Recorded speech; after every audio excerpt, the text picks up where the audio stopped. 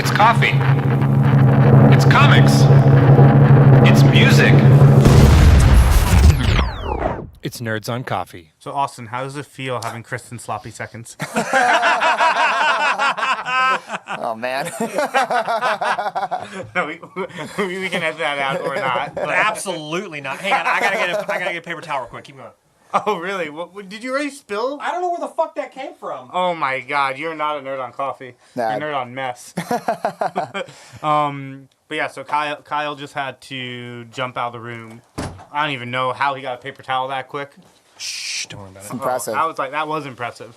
But Kyle, let's talk about this coffee real quick before we get into the podcast. Okay. So today we have Base Camp. You're talking at like a really like elevated pace right now. I'm on my seventh coffee. Okay, I wasn't sure if that was like the standard of how we're gonna have to get going. I was Oh my god! I was You're like, getting yeah, ready to ramp no, up. it's like no, cool, man. So I moved to LA when I was a kid, and then I started this job, and I went to school. You know, I was just trying to see if I can do the 1.5 speed from the podcast app The on what? my own. Which why is that even an option? Like, who the fuck would want to speed up spoken word? No, like, it's really. I know people that do it that just say I want to get those things faster. Those I'm people sure. are fucking psychos. Yeah, really crazy. So today we have Base Camp Coffee. They're brewing Stumptown. Yeah, we did. Yeah. You said we did have that. We had it. Right, because you already drank it. Yeah. You're on your second cup of coffee. / spilled it. So before we even introduce who you are, mysterious man here on the podcast. Yeah, we're actually gonna need you to leave while we're talking about this. Kyle, we're on episode call it 15 that we've recorded, and on episode 1, Kyle had never had coffee. By episode 15, he's already drinking 2 before we even started. 100%. Yeah, I went from 0 to 100 like really fast. But what'd you think of the base camp coffee, real quick? I like it. That wasn't the first time I'd had it. The other day, I rode my bike over there with Ellis, and we had like a little brunch hang, and I got a cup of coffee Amazing. while I was there. And so you highly suggest it. Here in because Burbank. I asked him. Yeah, it's in Burbank. It's on Riverside. But if you aren't anywhere around to where you can go, they brew Stumptown coffee, and Stumptown is good. I like it. I asked whenever I went up to the counter, I was like, hey, what kind of coffee do you guys brew? And they were like, we brew Stumptown. And I was like, well, just give me a black coffee. And the dude kind of looked at me. He was like, you don't want like any milk in it or anything? I was like, dude, dude, I'm new to coffee. Do I look like someone who has milk and coffee? Like, what? I don't know what my stereotype is yet. Like, whenever I walk in, I'm like, hey, I'll have this. And they're like, well, I bet you fucking want that, don't you? And I'm like, I don't know, man. Like, I don't know what stereotype I fall into yet with coffee. And so I'm just like, I don't know. But yeah, so we did that. And then now we're drinking Laughing Man. Laughing Man. Hugh Jackman. Have you seen this ad? I have not. God, it's fucking awesome. It's a great thing. So basically, I'm going to recap it real quick for you. Hugh Jackman and Ryan Reynolds have, I think it started off as like a real beef online. I don't... Potentially. Maybe. Yeah, it might have been real. It might have just been Hollywood. But nonetheless, online, they had a heated beef. Yeah. And I love the phrase heated beef, man. Yeah. I'm going to sample that, and we're just like, they randomly throughout episodes now, I'm just going to have like heated beef come up. And medium rare beef, you know. Medium beef.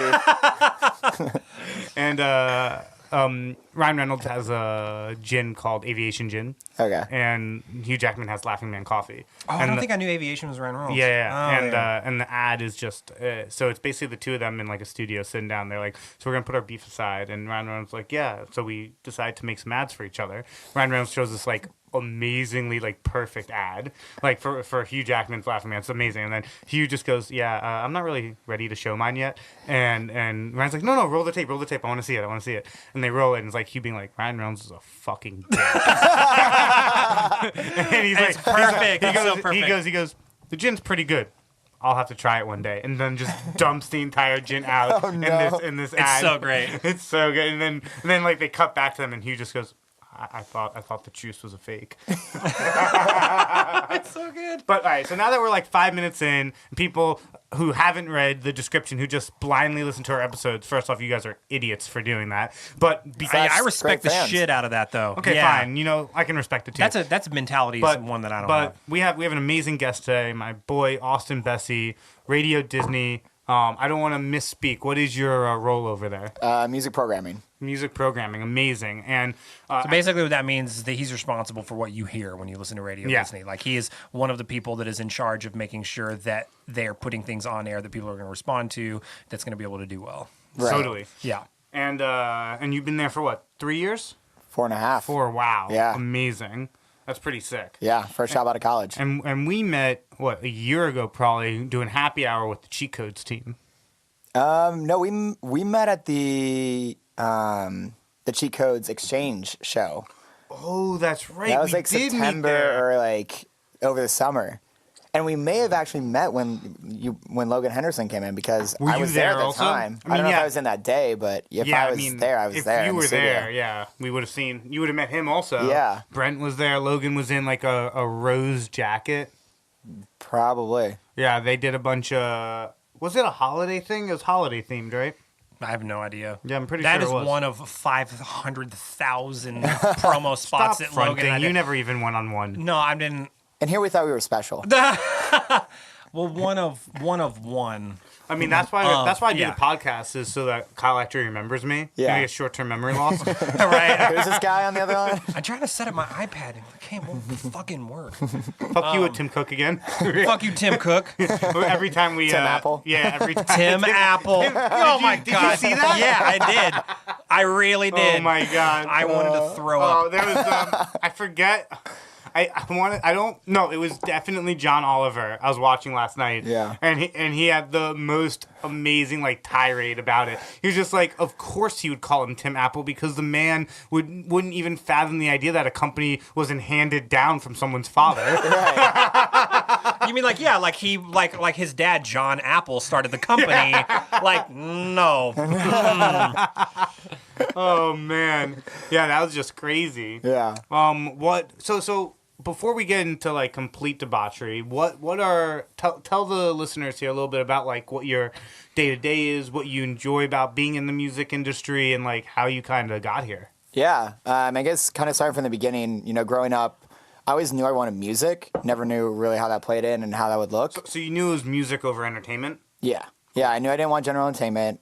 I watch movies now, but I didn't really watch movies for a while, so it didn't really make sense to go anywhere else besides music. And then so from there, had a few internships in college, but none really music related. And then going to my junior year, I was like, Where'd you go to college? Ohio State. Tight. The Oh, wow. Ohio State, go Bucks. Go Bucks. And so I was like, all right, I got to get a music internship. So reached out to a bunch of family friends, whatnot. Ended up getting a lot of informational interviews and anybody who was like connected to entertainment at all. And then it just worked out that my dad's coworker's brother like lived out here, was neighbors with Kevin Hart. Oh, took nice. my resume and gave it to Kevin's team, and not Kevin Hart. Sorry, Jamie. His name was actually Kevin Hart, but not Kevin Hart. But Okay. Jamie Foxx. He Oh, lived next to wow. Jamie Wow. Foxx. So Kevin Hart, not the real Kevin Hart, but Kevin Hart gave We my have resume. someone on our team named Chris Brown. Really? Yeah. Oh, That's yeah. crazy. Yeah. Yeah. Yeah. And so he passed along to HR at Sony. And so then this guy, Kevin Hart, he hit me up. I'd never met him before or whatnot. He's like, hey, man, like, they accepted your resume. They reached out to me, said, we have it. We'll reach out in a few months about interns. And he's like, nah, bluff them. Tell them you're going to be out here in 2 weeks. If they say yes, book the flight. We'll drive you to and from the interview. I was like, okay. So I hit him. I was like, hey, like, gonna be out there in 2 weeks for a friend's thing. Like, any chance you can meet me on this Friday? And they're like, yep, noon work. I was That's like, awesome. I was in school. I was like, all right, Dad, we gotta book these flights. Like, I'm going to LA. Like, I gotta do this interview. Wow. That's what's up, That's man. fucking sick. So you went to. This is when Sony was in Beverly Hills. Beverly right? Hills, yeah. Yeah. So they drove me to the interview, which is great. Walked in. So you walked in with Kevin Hart. The make actually no mistake, son. the Kevin Hart. His son was nice enough to drive me, but That's awesome. Walked in with like my suit and everything, and then met with HR. They were like, "Okay, cool. Let's bring you down to the RCA team." And I was like, I was not prepared to like meet with anyone specific. I had a whole Excel sheet with like, here's RCA, here's all their artists, here's Epic, here's all their artists, and that was kind of my prep to just do like a general thing. And so I get down there and I'm put in front of the assistant for A&R, assistant for publicity, and assistant for promotion. And I don't remember what I said or like talked about or any questions they asked me. I just remember the one question they asked me was like, oh, who's on your playlist right now? And for some reason I was like, Ja Rule. And they were like, oh, Ja Rule is actually like used to be one of our artists. Like, you did your research. And I was like, yes. You're like, thank you, God. Honestly, the only thing I've heard for the last 2 minutes is that you wore a suit to the interview, but you're not wearing a suit right now. Oh, no way. man. It's a music industry. You don't have to wear it anymore. That's very true. You just have to wear it for the interview. Yeah, exactly. That's awesome. And yeah, so I had the interview So- Friday, wrote thank you emails on Monday, and got the internship on Tuesday. Wow. That's And what's up. what year in college? This was my junior year. So you did this junior going into senior. Yeah, so this Went is back to Ohio. Yeah. Went back to the misery of the cold. Yep. And then what'd you do after senior year? yeah. So again, knew I wanted music, figuring out how that played into it. Was using any sort of connections that I gathered over the summer. Did you think that you'd go back to Sony? Partially, but I was open to really anything that would get me out. I knew I wanted LA and I knew I wanted music. So, yeah, spent the whole summer just kind of back and forth with, going through, trying to figure out, what opportunities there were out there. So at the same time, then my old boss at RCA, Mo Hiramoto, shout out, she got me connected with Kristen Yasuda. Okay. Who we had on the podcast 2 weeks ago. By the not time even- this, not even. No. By the time Oh, this yeah. airs, I was trying to be coy, but you just ruined it. Yeah. Yeah. Well, it was an accident, but had I realized that, I still would have done it. No. Yeah. So, Yeah. yeah, We're speaking in the future right now. Yeah, got me connected with Kristen, and yeah, so it took about 2 months to kind of go through everything, and several interviews later, I actually was interviewing for a startup company at the same time in New York, and ended up getting that way before I got the Disney one because it obviously moves a lot faster than Disney does, being a startup, and I actually accepted that job, moved to New York, was doing that for like 6 weeks, and living with my. Can you say what company that was? I mean, I don't want to go into it, but so then living with my aunt and uncle who Sure. knew what I was doing, because I was at a point where I was like, it's September, I just graduated, like I either take this job and at least have a job, or I don't take this job, I don't get Radio Disney, and then I'm screwed. So Right. then it was like, all right, let me try this. Why not? So luckily Because maybe you would have loved it, and even if you got Radio Disney, you still could have been like, maybe that was just a passion. This Yeah. is really what I want to do for work. Yeah, maybe I didn't know what I wanted to do.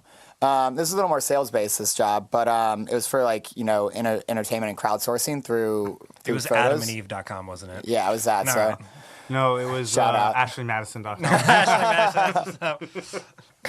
and yeah, so did that for 6 weeks and got the call that I got the job with Radio Disney, and then You've been there ever since. Been there ever And since. that's tight. Yeah, And how long has that been again? like 4.5 years. 4.5 years. That's what Yeah. I thought. So when you got the call, you right away you're like, I'm taking it. Oh yeah, I was Right. actually out to lunch with a client or a potential client, and I knew it was coming soon, so I was waiting for the call, and so I saw it come up LA, and I was like, all right, I'm sorry, I gotta take this. So I went out and I took it. I went outside the cafe or whatever. They're And like, then we you got just your left. job, and I fell to my knees. I was like, yes. Oh, that's awesome. I was like, yes. And then I went in there. I was like, yeah. So finished with the meeting, or whatever, and then immediately called Mo, who got me in touch with Chris, and I was like, oh my god, I got it, da da da, all this stuff. Amazing. Yeah. Where's your family from?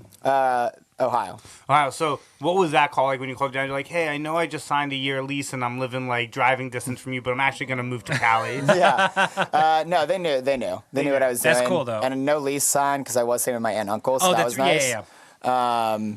So you were in New York for what, a month and a half? Like 6 weeks. Yeah. So what kind of traveling did you do before you got these jobs? Were you pretty much just always in Ohio, or were you already kind of familiar with these cities?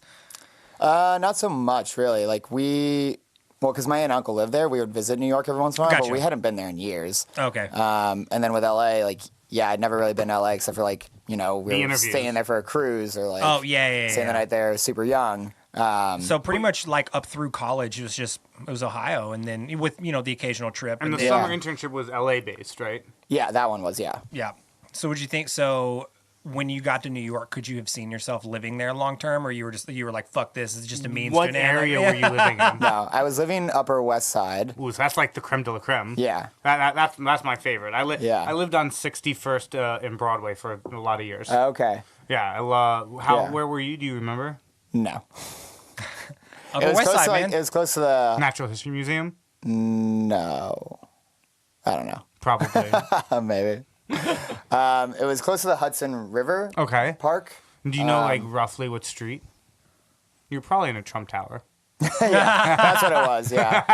That's amazing. No, the whole West Side Highway by the Hudson is Trump buildings. Oh my It was a few God. blocks in, but Yeah. yeah, Oh, okay. yeah. So sounds like you like LA a lot better. Oh yeah, What 'cause area even do at you that live in? point, I was like, if I don't get this job, like I'm gonna see if my parents will like let me just move out there, Sure. and test it out and see like if I'm actually there, if it's a lot Like, easier. give it a like- shot. Yeah. yeah. And what area do you live in now? I'm in Hollywood. Oh, dope. Yeah. Have you been there the whole time? No, I was in North Hollywood Oh, cool. for a while. So, yeah. so where in Hollywood? 'Cause Hollywood's pretty big. Like Franklin Village, East Hollywood. Oh, yeah. I'm walking distance from Academy, where he sells Got cheat it. codes. Okay. Yeah. Cool. Yeah. So to get here, what do you hop on to get to? Because Radio Disney's in Berkeley. Yeah. Well, you probably take the 101 up. And Yeah, then get because I'm on right off that Wakuega. exit, the 101, the Hollywood one. Oh, right where the subway is in like the Walgreens, right? Or is that CVS? I'm a few blocks down from that. Got it. But got yeah, it. that Okay, area. I have the visual now. So Yeah. you could also take the local road passing Warner Brothers Studios, right? Yeah. Yeah, like over the mountain over Yeah. there. Got it. Yeah. Okay, I know exactly Yeah, where yeah, you are. So when you commute, is there like a time where if you don't leave by, you're fucked? No, I'm pretty good. Like no matter when I leave, I normally leave anywhere between 9:15, get there by 9:15, 9:30, depending Because on. traffic never really goes that way anyway at feel, that time. I feel Yeah. like it's also like a misnomer. Like I feel like LA traffic's bad, but it's no worse than like any other major metropolitan city. Yeah. It's just like more depth. I agree. The difference is that geographically, LA is a lot more spread out than most other like dense metropolitan areas, and the public transit is significantly worse. Oh, Totally. yeah. I do So, agree with that. Yeah, so that's what contributes to it being like worse categorically. But I agree, though. I think a lot of people sensationalize it, and they're like, "LA traffic is fucking awful." I'm like, no, it sounds like you just hate the West Coast. Chicago traffic Chicago is traffic's fucking fucking awful. awful. That's Yeah. why they have such great public transit. Like the Right. L and like everything in Chicago is. First of all, I think Chicago is a beautiful city. It's one of the, like, obviously not talking about South Chicago, but like North Chicago is like one of the cleanest like downtowns. Like it's incredible. So it's basically the Cubs versus the White Sox. Cubs versus White Sox. My family grew up massive Cubs fans to the point where I grew up in Oklahoma, Okay. and in a really small town, and we would take the train from Oklahoma. We'd take an Amtrak 24 hours up to Chicago, Really? get off in a suburb north of Chicago, hit Wrigley Field. We'd pop over to Washington D.C. where my sister moved out of college for work, or a little later on, but. Yeah, massive Cubs fan. And so I grew up playing sports and baseball, but I'm not like a sports person as an adult.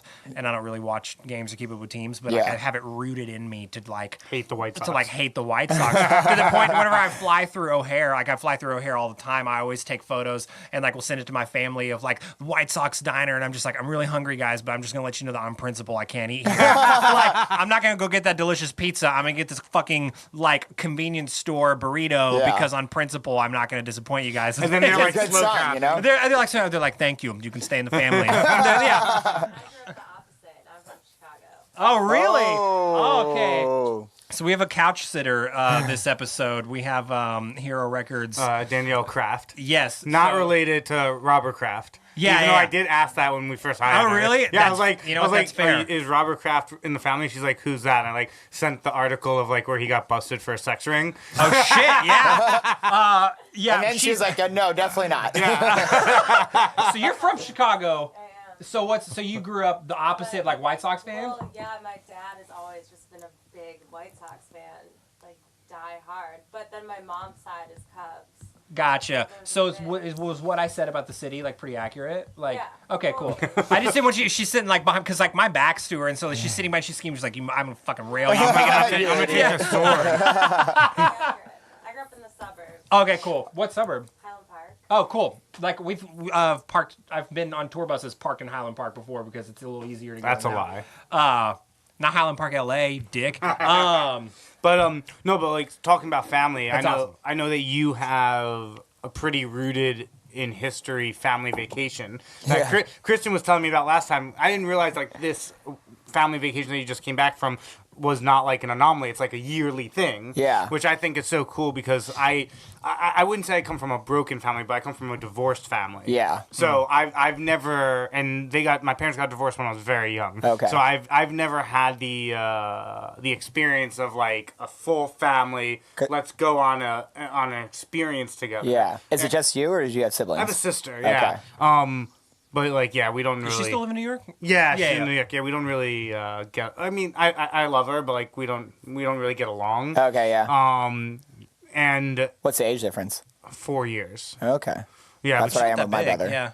Yeah, I feel like if she was a boy, it'd be better. Yeah. She just like always thinks I'm like talking down to her. Which yeah. Kyle, Which Kyle, are you? Kyle had a really eloquent way of putting it earlier. I'm not talking down to you if it sounds like that. I'm just trying to get certain information as quickly as possible. Yeah. And I don't like use social cues like other people. No. Because I'm just trying to get. I'm just like information, right? Yeah. So I'll just ask something, and I don't really care about the cadence there's of how. there's a certain finesse that goes in any conversation that you have with someone, and Matt views language as a strictly utilitarian operation of just like 100%. I'm gonna output and then I'm gonna wait for the input and I'm gonna deal with that and then fucking that's hopefully you'll leave and then that's it. Like Totally. 100%. And so that's really funny though. Not about what I said about your family. It's really funny about your family. No, but that's a great way of putting it. My sister's much more emotional with her words. Okay. Gotcha. Yeah. And Yeah, I'm yeah. emotional on paper, ironically, but not in my. Well, it's gonna use. get out of everybody in different ways. Yeah, anyway, totally. Yeah. You know? Everyone has their own way of but expressing I it. want to hear about this trip and like what are some of like the highlights of what you've been through, because you're like what 26. 27, yeah. 27. So you've been doing these trips for how long? So we started doing these trips on a kind of smaller scale when my dad turned 50. It was my sophomore year of high school, I believe, and he rented out a place in Cabo, San Lucas, Mexico for 14 days. 7 days with family over Christmas, and then the other 7 was with his friends. So you like had a remote man cave experience. basically, yeah. I mean, our So- family was there and everything too, but yeah, it was a blast. And so that kind of kicked off the whole bah humbug to presents and trees for Christmas, like, and just taking a trip because it got So you're to not a very holiday-oriented person when it comes to like the cultural traditions of a not holiday. really, Like, no. I'm kind of with you on that. What'd man. you grow up as, religion-wise? Christian, yeah. And that's what you are, right? Yeah. I Yeah. always get a mix because I'm Jew. Okay. So I always get. He tries to educate me on the difference between like Christians and Catholics, and there's like 100 iterations. I don't even Yeah. get it. But Christians are the good ones, right? Yeah, well, The we're best the ones, we're yeah, the right. non-scandal ones, Right. basically. That's what we So, get through. yeah, there's a lot You're of the not Mark Ruffalo won an Oscar about your shit one. exactly. So, Have you seen Spotlight? No, I haven't. dude, Dude, you it's gotta watch Spotlight. So Do you watch good. movies? It's so good. I've gotten into movies recently, yes. So Spotlight. I used to not be able to stay awake through them, so. Oh, I got okay. Cool. I can see that. Yeah. I sometimes when I'm in a movie theater, they've gotten so comfortable that I'll pass out. Dude, I cannot do those on lay down. No way. I mean, if I have like half an edible, let alone a full edible, I'm asleep 30 minutes in. I've hands only down. ever had one fall asleep at the movie theater experience is whenever the King's Speech came out and I got really fucking drunk and we went to like the midnight showing because like my buddy was Why? like, well, yeah, exactly. Why? I would so like 3 p.m. on a Monday sober. I would also ask like, why the fuck do you want to go see that? Like, Yeah. I am a big. I love Colin Firth. Yeah.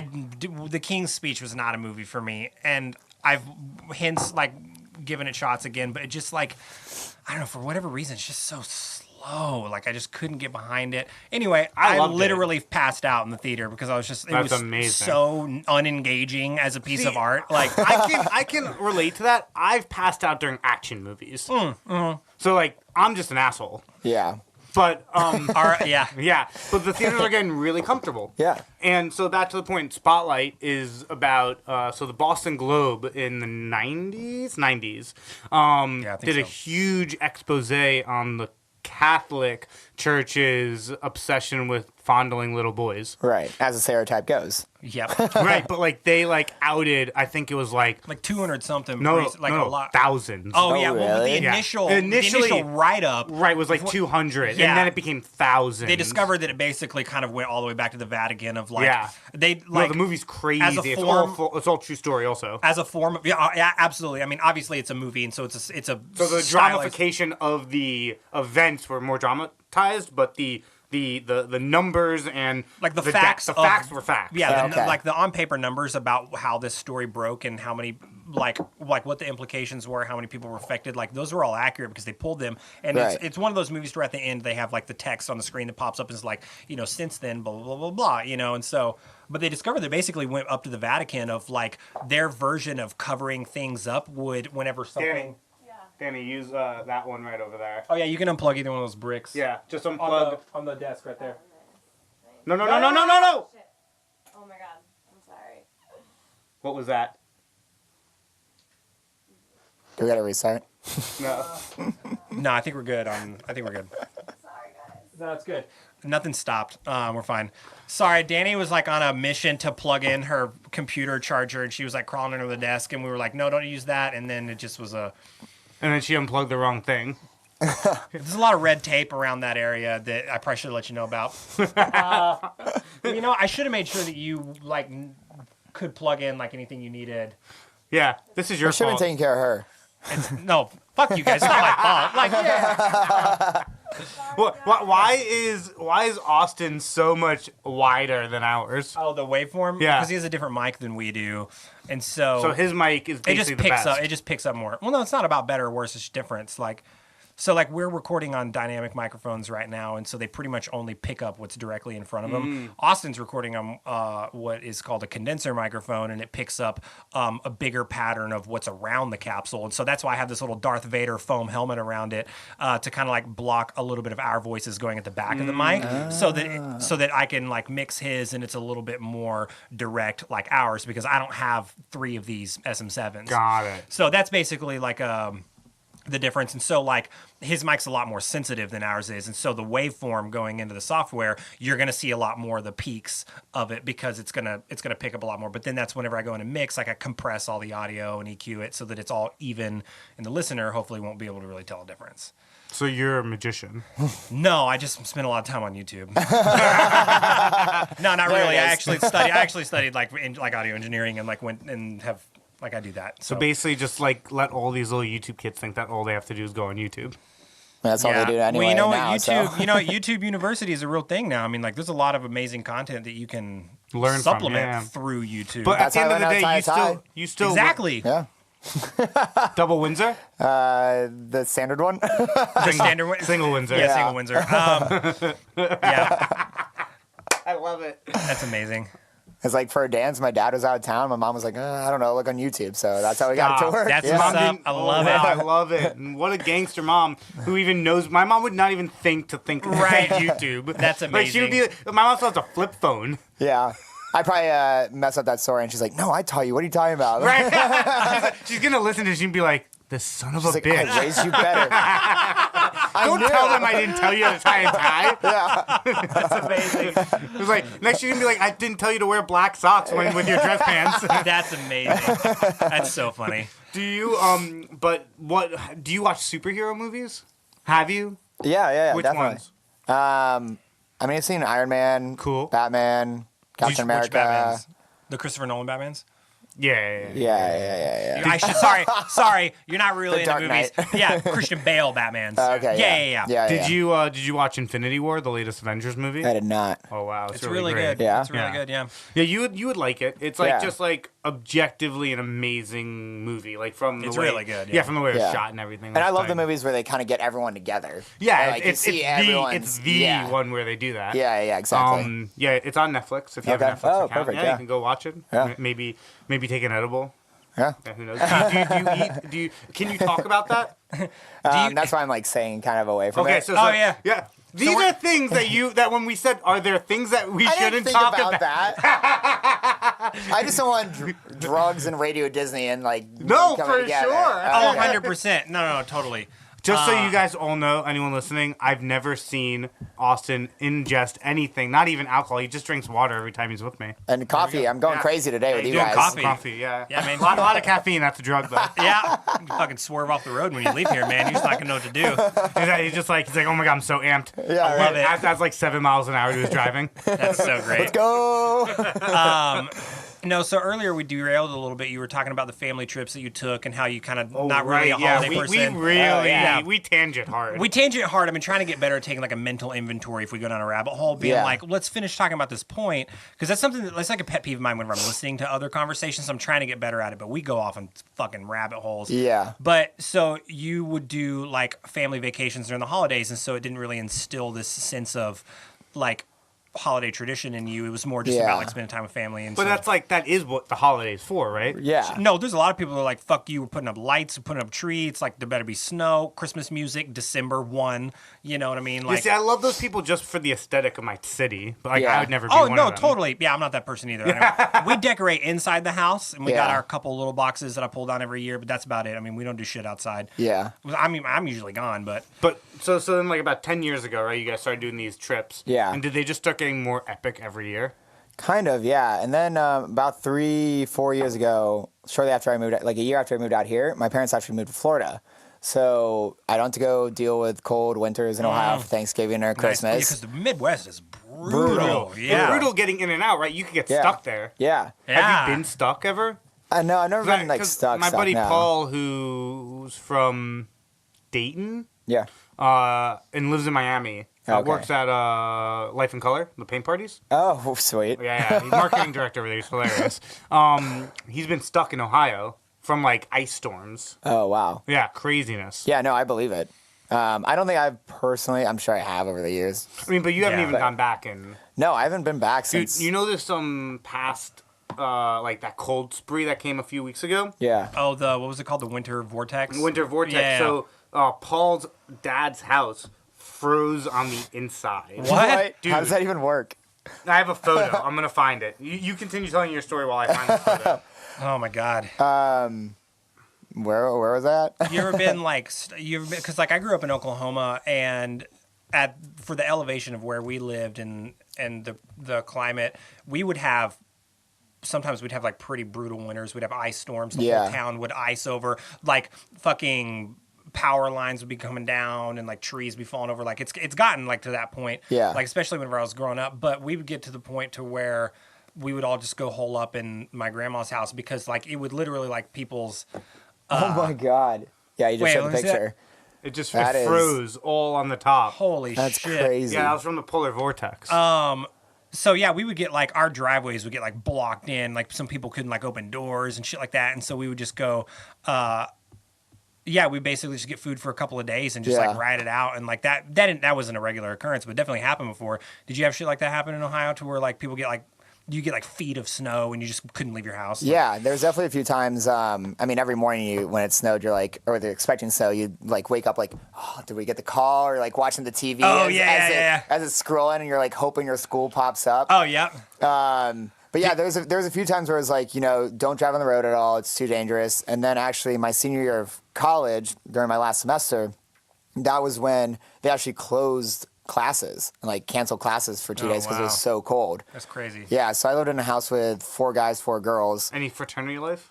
Yeah, I did a social fraternity. I did Pi Kappa Alpha, and then I was also part of a business fraternity, Oh cool. Delta Sigma Pi. So I lived, the senior year was with 8 people that were in that business fraternity because it was Oh co-ed. cool. So we ended up just throwing like a beach party. So we like put Like on like inside, Hawaiian yeah. shirts and stuff because it was so freezing outside. Turning on like Jimmy Buffett, like Jack Johnson. that's and all that awesome. stuff. Margaritaville. Yeah, I just all had like day. a party like in there as everyone was freezing, and then of course we did the like steam thing. Oh, where you yeah. throw the boiling water up and it turns into steam immediately in the cold. Yep. Burned our friend Camille. Sorry, Camille. How bad? Not too bad. I just love how fucking casually you went into that. Oh man. She had first degree burns. Yeah, exactly. Like, yeah, we just we try to make the best of a bad situation. We all just kind of dressed up, fucking almost ruined Camille's life. That was great. Yeah. I have friends who went to Wisconsin and their finals were canceled. Oh my gosh. No, Like recently? Like when I was like 3-4 years ago. Oh Yeah. man, see that's nuts. That's so crazy to me. That's just like, hey, pretty much like all aspects of our collective social and cultural life are gonna be put on hold because outside is really. Dude, you can't do anything. I'll take it one step above that. So I went to UMass Amherst. Yeah. And my senior year, it snowed so much that they had to cut our winter break by a full week, or we weren't going to have enough days to be an accredited university that year. That's insane. What? yeah. That So- wasn't that long ago that they could No. have offered an online supplement to be able. No, to I make mean, it was like 9-10 years. I mean, it was 2011. Yeah, It was long enough ago that like online wasn't really like. People were getting online degrees like Yeah, 20 but- years ago. Yeah, but I not get it. Phoenix. I understand. Yeah, well, but it was- definitely not to be able to just like switch into that like last minute and be like, Well, hey but guys, we're also gonna throw shit online. also Like, the way colleges work is that like if you're a in-person university, you have a certain amount of classes that you have to fulfill, and I think like especially if you receive money from the and state. I think like I'm saying the NCAA, but that's just for sports. But whatever the equivalent is on the academic side, probably is not as malleable as like, oh, we couldn't bring them into school today, so you can just do it online. They probably need like months to like approve it. Yeah, and right. plan it. Yeah, that's exactly. crazy. I don't know. So we had in our fall semester 17 snow days. Jesus Christ. 17 In the snow fall. days. So we had to start our spring semester a week early.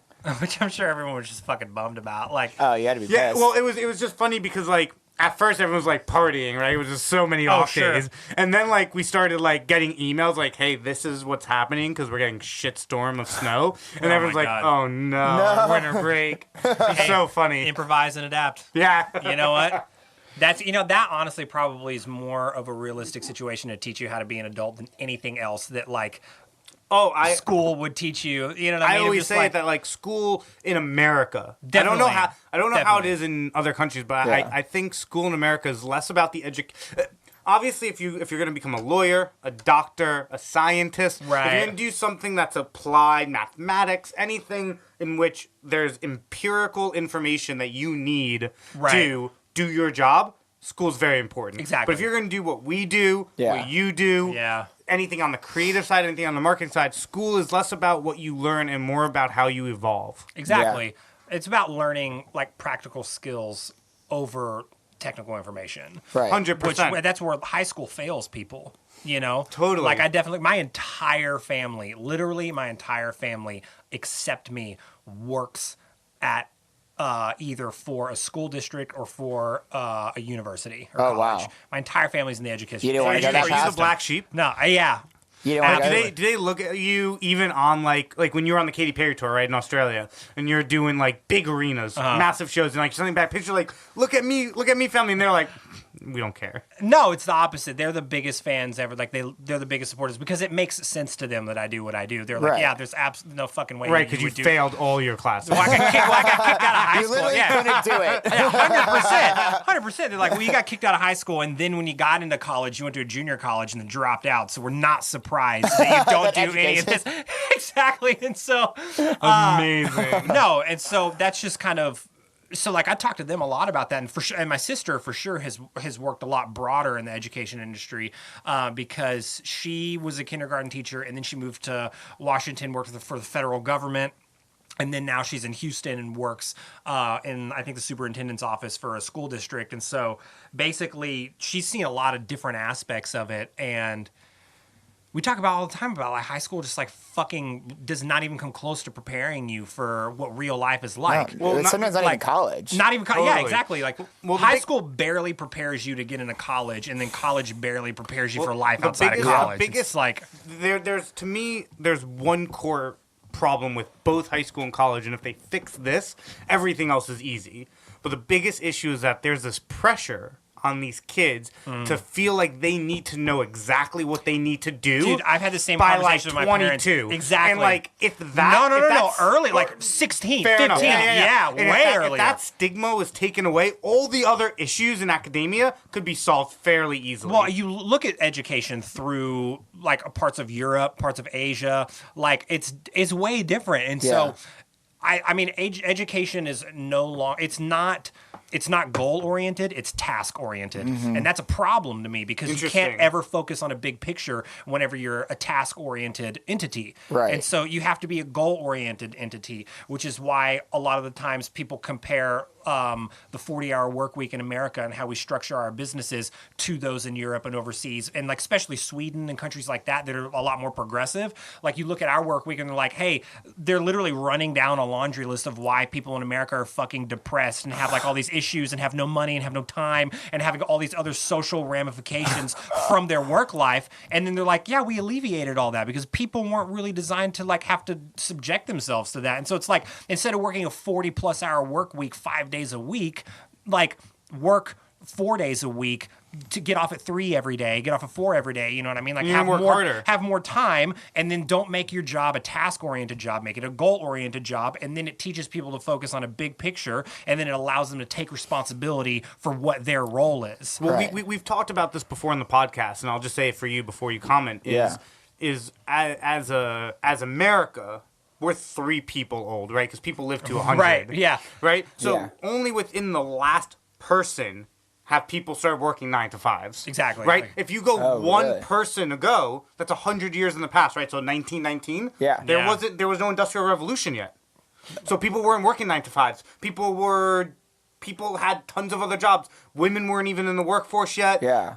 A lot of society didn't do what it does now. That was only 100 years ago. That's so interesting. I would have that's never not that thought long about ago. that. Right. So and if you think about it, America 3 people ago wasn't even a country. So Right. we're still infants. Well, Right? We whenever don't you even think- know what the right way Well, to do anything is. Oh, yet. absolutely. And whenever you think about that too, one person ago, like one lifetime ago, none of the social or cultural practices that we adhere to today were put into place, but we had cars. So think about it. Like the automobile had already been invented. Right. Yeah. At that point, we already And the have plane just took off. Exactly. So we already have had some of the technological advancements that we still rely on and take advantage of today. Yeah. But none of this other shit had been figured out. And so the fact that we're now like demanding and like mandating that people operate this way is absurd to me. Yeah. It's just absolutely insane. I feel like can't your do like it. mind is blown right now. You're like, holy shit. Because like- I've heard people talk about like the 4-day work week, but I never really knew how that kind of played out or what that looked Right. like, and I didn't know that there was actually like social philosophies behind it as to why like, hey, America is oppressed Absolutely. because of the work Absolutely. life spilling into their Well, personal life. for America, and I always say this, and take what I mean by a grain of salt, that I think any extreme is really bad. Yeah. Right. So Yeah. just as much as we demonize communism Yeah. as a way of life, I think this absolute capitalistic society we live in is equally as bad, just on the other side of the spectrum. Yeah. Oh, yeah. And Yeah, we absolutely. don't, like, for instance, what people don't know is that China just landed on the dark side of the moon last week. Yeah. Right. So their advancements are massive. And in one of the in one of the Joe Rogan podcasts I just listened to, I'm gonna look up this one because it was really interesting. It was with an Earth scientist who was talking about like the realities of global warming and Oh, like yeah. what the real talk is David Wallace Wells, episode 1259 on the Joe Oh, Rogan. I scrolled past that the other day. It's really I was good. going to listen to it, but then... David Wallace from The Office. Yeah, that's exactly what I thought. no, he's an Earth scientist. The most reasonable character on that show, Yeah. by the way. Anyway, yeah, I scrolled past that, but then I saw that Big Daddy Kane was on your mom's house, and so I listened to that instead. but basically he talks about how Joe Rogan talks about like the one like positive with like a communist dictatorship like what China has is that like if someone says, hey, we're gonna fix global warming or we're gonna fix climate issues, like there's no debate. Exactly. They're just Right. like, this is better for everyone. We decided. Here's Right, the we evidence. decided. We're doing it. Right, and obviously like they're putting Muslims in internment camps right now. There's like a Holocaust going on in China right now. Oh, for for people sure. that don't know, it's fucking crazy that this is still able to happen in 2019 is wild. I understand from a social political standpoint, if we like went in to help, it would create a third world war. Yeah. But nonetheless, I mean, I don't know how much you're following on like world politics, but like yeah, China. Not on that scale, no. Yeah, no. China's like internment camps, like straight up like what Germans were doing to Jews, they're doing to Muslims right now. What? Crazy. It's crazy. You've been following up on this a little bit? No, it kind of bums me out. So I try to keep it to headlines. Yeah, it's crazy. Yeah. But on the positive side, not to go too dark, Right. China landed on the dark side of the moon. We haven't done that in 50 years. Yeah. I mean, Yeah. since what, 69? No, probably like 75, because we did like 10 missions post Neil Armstrong. yeah. Well, because the Apollo missions continued Right, through the Apollo- like a number, like 4 or 5 different Yeah, missions. exactly. Of course, exactly. yeah. Like definitely well beyond what Tom Hanks was a part of. Let's bring it back to music. No, I'm excited. I'm enjoying this. This is amazing. I'm learning a lot. I'm gonna take this home. That's the stuff. Yeah. Now look up shit about like the European work week, like Sweden for sure. Like they're a very progressive and country. also, Spain has siesta. Yeah. Oh yeah, Do you know yeah. what siesta is? Nah. No. Siesta is in Spain. Not every business, but I've been to They Spain. have that like 2 hour 2 hour block in the middle of the day. Yeah. Yep. And I didn't really know what that meant until I went to Spain on tour with Cheat Codes. Yeah. And like we tried to get lunch and like nothing was open.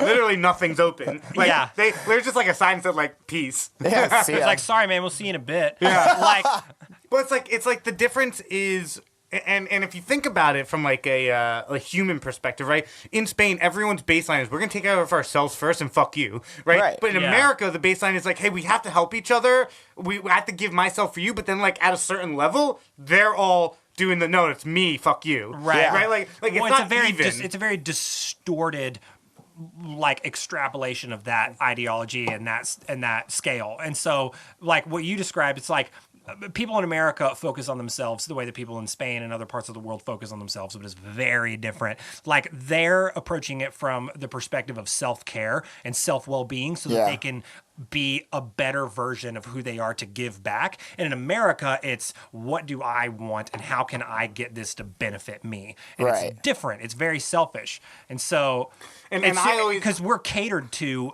every minute of our day as Americans, as a middle class person and up, you're catered to every minute of your day if you want to be. And Yeah. I always go back to the fact that I think that is based on an inability for us to create a unity as us being Americans, right? I think our country is very unique in the fact that we're the biggest melting pot in the world, but transversely from that, we're also the least proud of our country. Absolutely. Right? And obviously, like, the word nationalist is, like, horrifying for what it means. Right. But, like, there's no other country that doesn't have pride. You Like, can say patriotism. Like, patriotism, Yeah. right? We that still has a connotation, though. It like, does. We don't have any sort of like love of country like we used Right. to. Like, and that's what I think creates like Bernie Madoffs, right? Yeah. It is this ability that we don't know how to be Americans, right? Yeah, And be and love all of us unconditionally. Well, because there's no such thing as like a true American. I feel like Totally. besides like the Native Americans, like we all came from somewhere. Yeah. Like you're Chinese American, you're Well, Asian because we're American, also like whatever. still Like one of the youngest countries in Yeah. the world, and so we're still like there's no sense of there's no sense of tradition in this country because there's not really a long history. And I think it really boils down to the fact that you can probably, and this is just a shot in the dark, but I would assume that you could look at a line graph of like people proud to be Americans, and it would correspond perfectly with the time when politics started becoming a business, Oh yeah, right? So from when like, and we're talking 60s, 70s, we're hitting the moon, JFK, Americanism is high. Yeah. People are proud, people are this.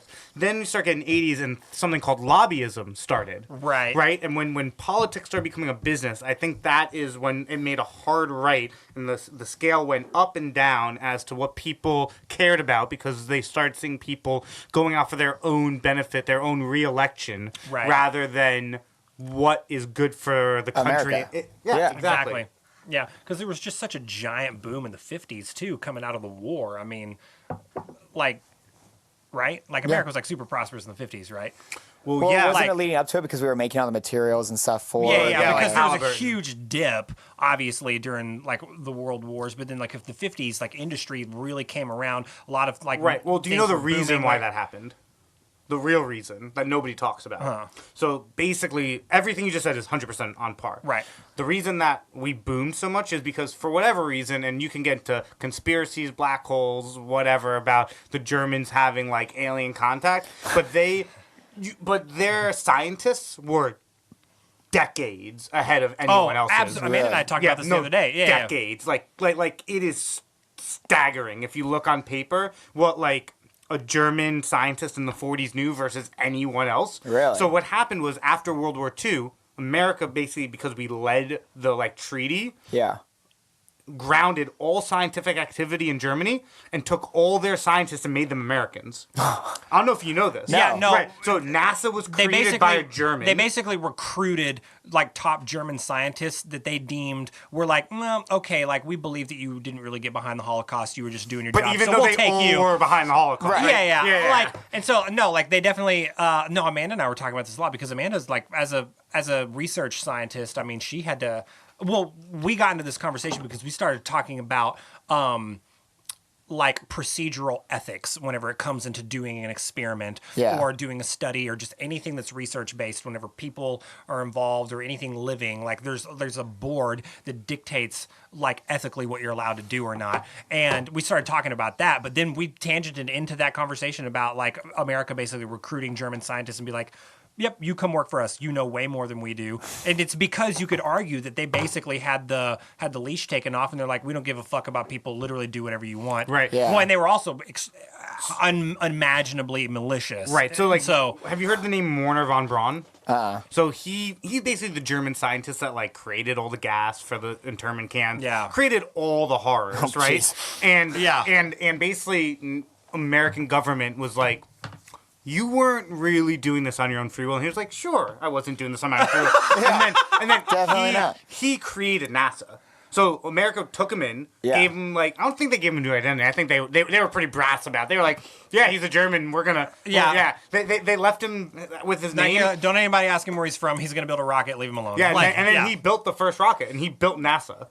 So, and there's a lot of stories about that. So we prospered a lot by taking all the best that Germany had to offer, Right. mixing it with our best scientists, and that's how we prospered. But Germany also led World War One, and when they Yeah. were winning World War One, they were decades at that point ahead of any other country's science. Oh, their technology, their machinery, their weapons, they were always more Yeah, advanced. there's an amazing Netflix documentary produced by PBS called Nazi Mega Weapons. Okay. yeah. It shows it's unbelievable. It's unreal. Like they're like bomber planes, decades ahead of any other country's like technology. Well, basically anything that you could manufacture, the German version outperformed everybody else. every Really? time, yeah, Way better. crazy. Yeah. Why was that? Were they just more educated leading up to it? Or like, that's where all the conspiracies say that like aliens were helping them. okay. Right. But, Well, but the on paper evidence that you can look at is that like they poured as a state, they poured way more resources into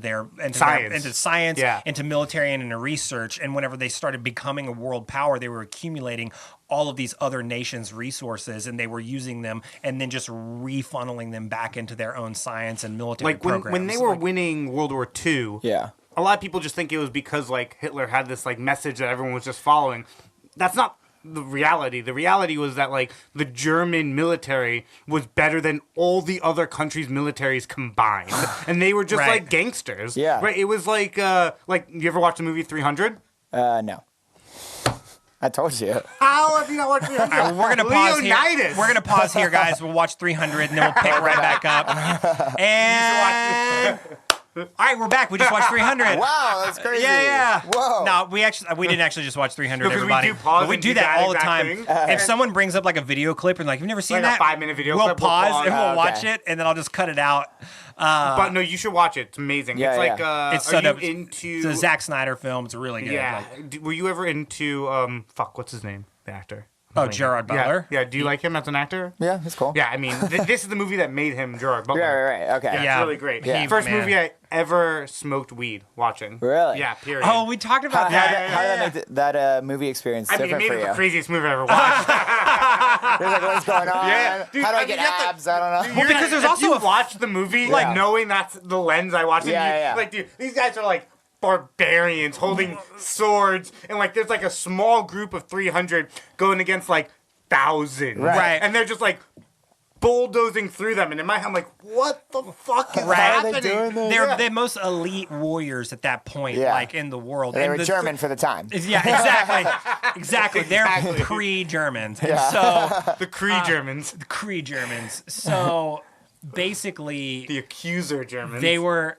Oh yeah, we're looping this into our Captain Marvel discussion. We just watched Captain Marvel. Oh, It's okay. awesome. You But didn't watch it though, did you? No. Yeah, I was gonna dive. You're like, no, I actually went to see that yesterday. you're like, no, it was I'm great. on top of I that loved one. it. Yeah. No, it's Of course, awesome. Brie Larson. I'm not missing that out. And the thing about 300, which is so funny to me about Matt watching that being his first high movie experience, is because first of all, it's an extremely violent and stylized movie. But Wouldn't there's that make also, more sense then? But there's also like a shitload of over sexualization of almost every character in that movie. Yeah. And also there's more slow-mo in that movie than I think in any other thing I've ever seen in my life. And so like being high and then almost every other scene in that movie being slow-mo. You're just You're like, oh whoa, my God. is this how it works? You're like, holy shit. So that movie probably felt like it was 5 hours for you whenever you watched it. I mean, dude, this was like freshman year of college. That's I can't tell you the amazing. exact play-by-play, but I just remember. That's so funny. I just remember at the moment of which the Persian god with all of the Xerxes. piercings Xerxes. comes up on his throne, I'm like, I'm out. Oh, 100%. 100%. Yeah. I loved the casting, though. That actor Great was casting. perfect. Yeah, it was really good casting. Let's talk more about music. So- well, I was gonna say let's talk more about music, or just like more about Germans. like you, Austin. Yeah. No, but I have actually one thing I did Yeah. want No, to let's talk do it. about. I didn't have anything in mind. I was just segueing. So when we had Kristen on, Yeah. she would talk about how she was like really proud of like some of the stuff she did with Marshmallow and like really helping to break Alone because Radio Disney was one of the first stations to give it a shot. Yeah. Were you there during that? Yeah. And so I want to hear like from your perspective what that was like, and then like what records since Kristen's been gone that you've kind of been more in the leadership seat have you guys kind of like taken a chance on and kind of identified early that's like paid off? Who did more for Marshmallow, you or Kristen? I want to know. Me, Kristen was lying. Yeah. No. That's amazing. Amazing. Because when was that? That had to be like 2-3 years ago and stuff. Yeah. So, you know, I was at that point still getting my feet wet with the whole music industry and figuring out where my place was and everything like that. So, yeah, Marshmallow and dance music is something I've always been passionate about. So I was down 100% to have, you know, any sort of dance music come on the station. Yeah. And obviously that song, like, you know, I've been through tough times and, like, that was a song that I would use a lot to, like, hey, like, you know, kind of, like, you know, make Help you feel pull better. back in. Yeah. Yeah. And so I think it's just a great song, and I think he's just a hit maker. Totally. Like Marshmallow's this great. new one with Churches. I haven't heard it yet. Have you heard it? Oh, with Traverches, you mean? Yeah. Traverches. Yeah, Yeah. Traverches. It's like Yeah. unreal. No, it's great. Yeah. It's great. When she sings "There's a Pain in My Heart That Just Won't Stop" or something like that, like, oh, I melt every time. Yeah. There's a pain in my heart that won't go away. Yeah, so it was a part of that, and it's been cool to see kind of the evolution of him as an artist first coming in. And it's actually funny because he comes in, like, he would first come in, like, with no costume or anything like that. Like, He would just like walk in. we used to have this guy, Larry, who was like a parking attendant, and he used to greet the guests and bring them in. And so we were just laughing, like, me and Kristen were like, oh, it's gonna be so funny to like watch Larry like walking with this like marshmallow looking dude, That's like with amazing. a mask and everything, and like he was just starting out, so we're like, oh, everyone in the lobby is probably gonna think this is some like new Disney character or like Big Hero 6's like brother or something like that, you know? And Amazing. but yeah, so he came in, did the interview, put his stuff on, super cool. That's awesome. I love it. Yeah, it's been cool to like, you know, be a part of it, and that's what I really like about Radio Disney is that, you know, we're not a station conglomerate, so we Right. don't have a bunch of people at the top. Your mandate is way different than the average radio station. Yeah, Yeah. and Because like you guys are not controlled by ads, right?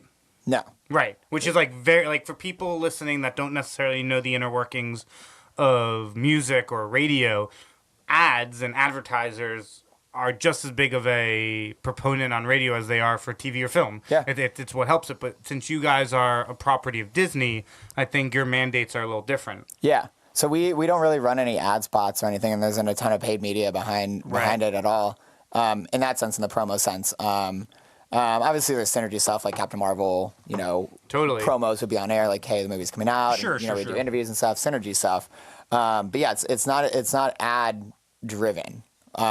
Which must be amazing for you to work in, right? Yeah, but I mean, honestly, You know nothing I know else. nothing else. So like, I don't know what ad driven would even be like.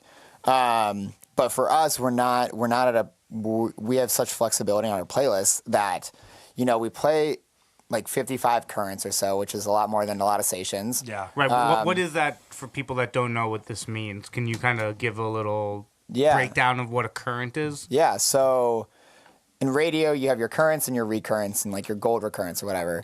And so the currents are obviously what are in current rotation. They're the ones that are climbing the top 40 charts, anything that's popular right now.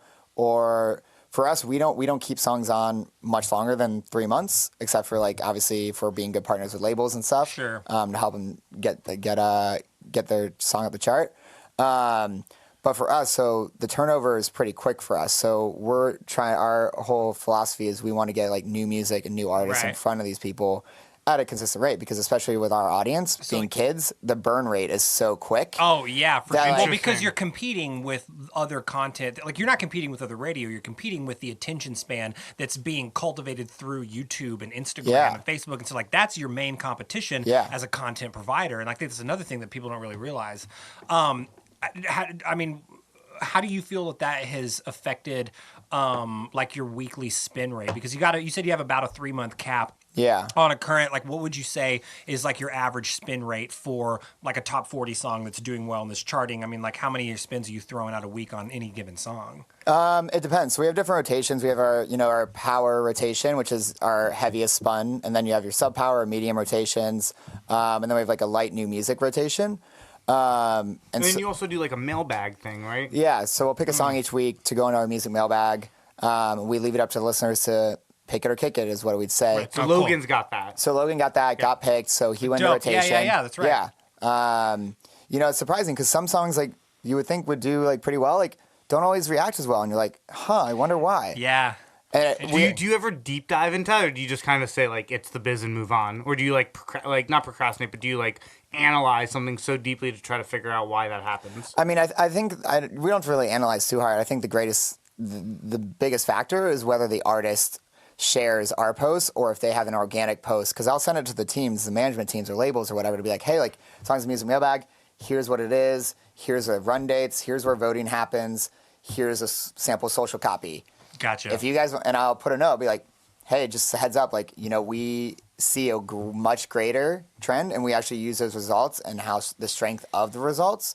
So even if it's like, an 80% pick, sounds great, but, it was only like a couple hundred or so votes, that's not really showing the strength of the record or that our audience actually wants it. So we have to like figure out different ways to kind of look at it.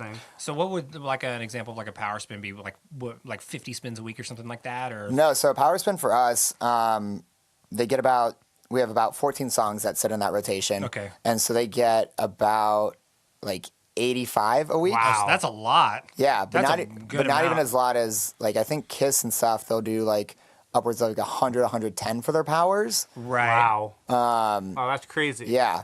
But going back to the competitor stuff, I think to Logan's, to Kyle's point of it being like YouTubes and Twitters and whatever, none of the other kid-focused station like networks have a radio station, right? Nickelodeon doesn't have one. Cartoon Network Yeah. doesn't have one. So like, because like you guys have like Disney XD, and Right. you have like Disney for kids, and like Disney you have Junior, like Oh, all that yeah. stuff. so you guys have like an ecosystem for the Radio Disney fan base to not only consume music but to consume content on like an ecosystem for that age range. Yeah. And that's pretty unique, right? Right, and we also kind of look at ourselves as like a pop culture kind of source, because we are able, like, some stuff for Disney Channel, there'll be, weeks and weeks of meetings. But for us, we can come up with an idea on Monday, figure out how we're going to run with it, and then, execute Thursday, Friday. That's Gotcha. that's the great awesome. part about music in general over TV and film, is that you're way more malleable Yeah. about Absolutely. what you can do. Absolutely. And then our content, if it's relevant, hey, she's never come in when I've been there, but like, Taylor Swift drops a new song. She comes in, does her promo tour, does a studio day.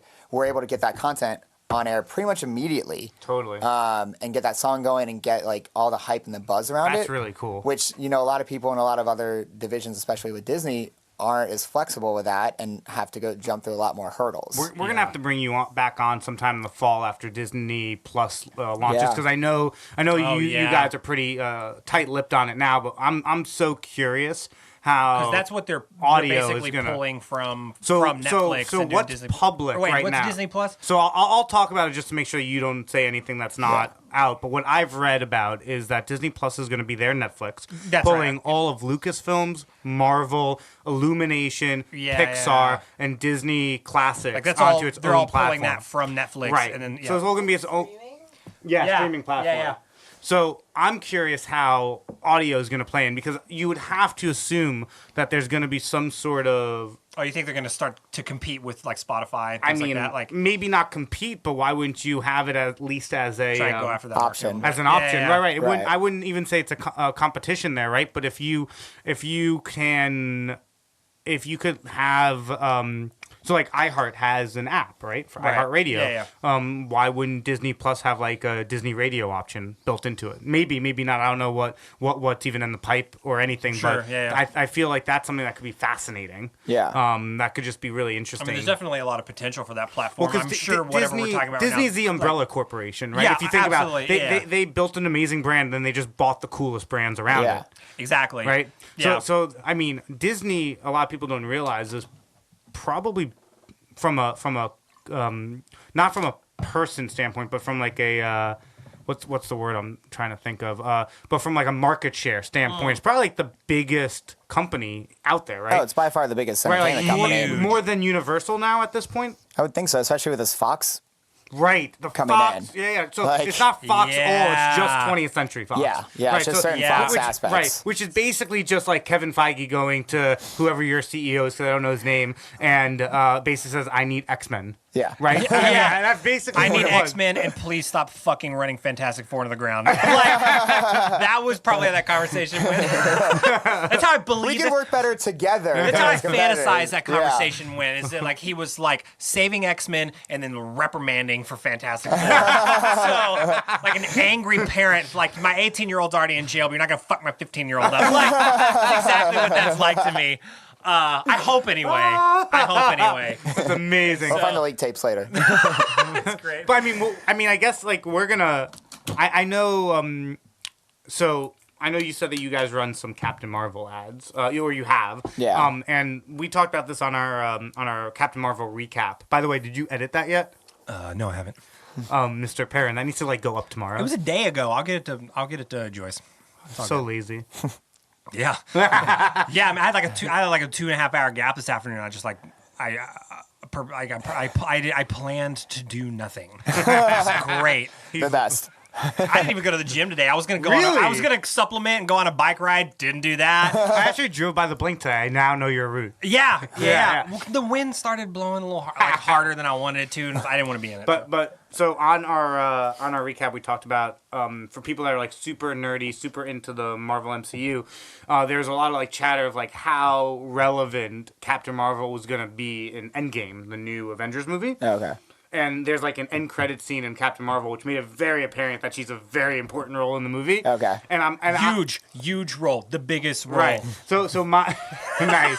So my thing is I'm just so curious as to if so Kevin Feige says that he's only released the first 20 minutes of the movie in any preview. You Okay. have no idea anything past that. Okay. Yeah. And I'm hoping, like, this is like my boyish hope that it's just because if you release more, you'd see Galactus. Oh yeah. Well, because he's the only other step past Thanos. That's what I'm saying. So, like, Yeah. so I'm going to get real nerdy on you right now. So, Infinity... I'm gonna nod along like I understand. But keep going. Infinity if you War... think we excluded you in the Nazi conversation, we're really gonna cut you out on this one. Yeah.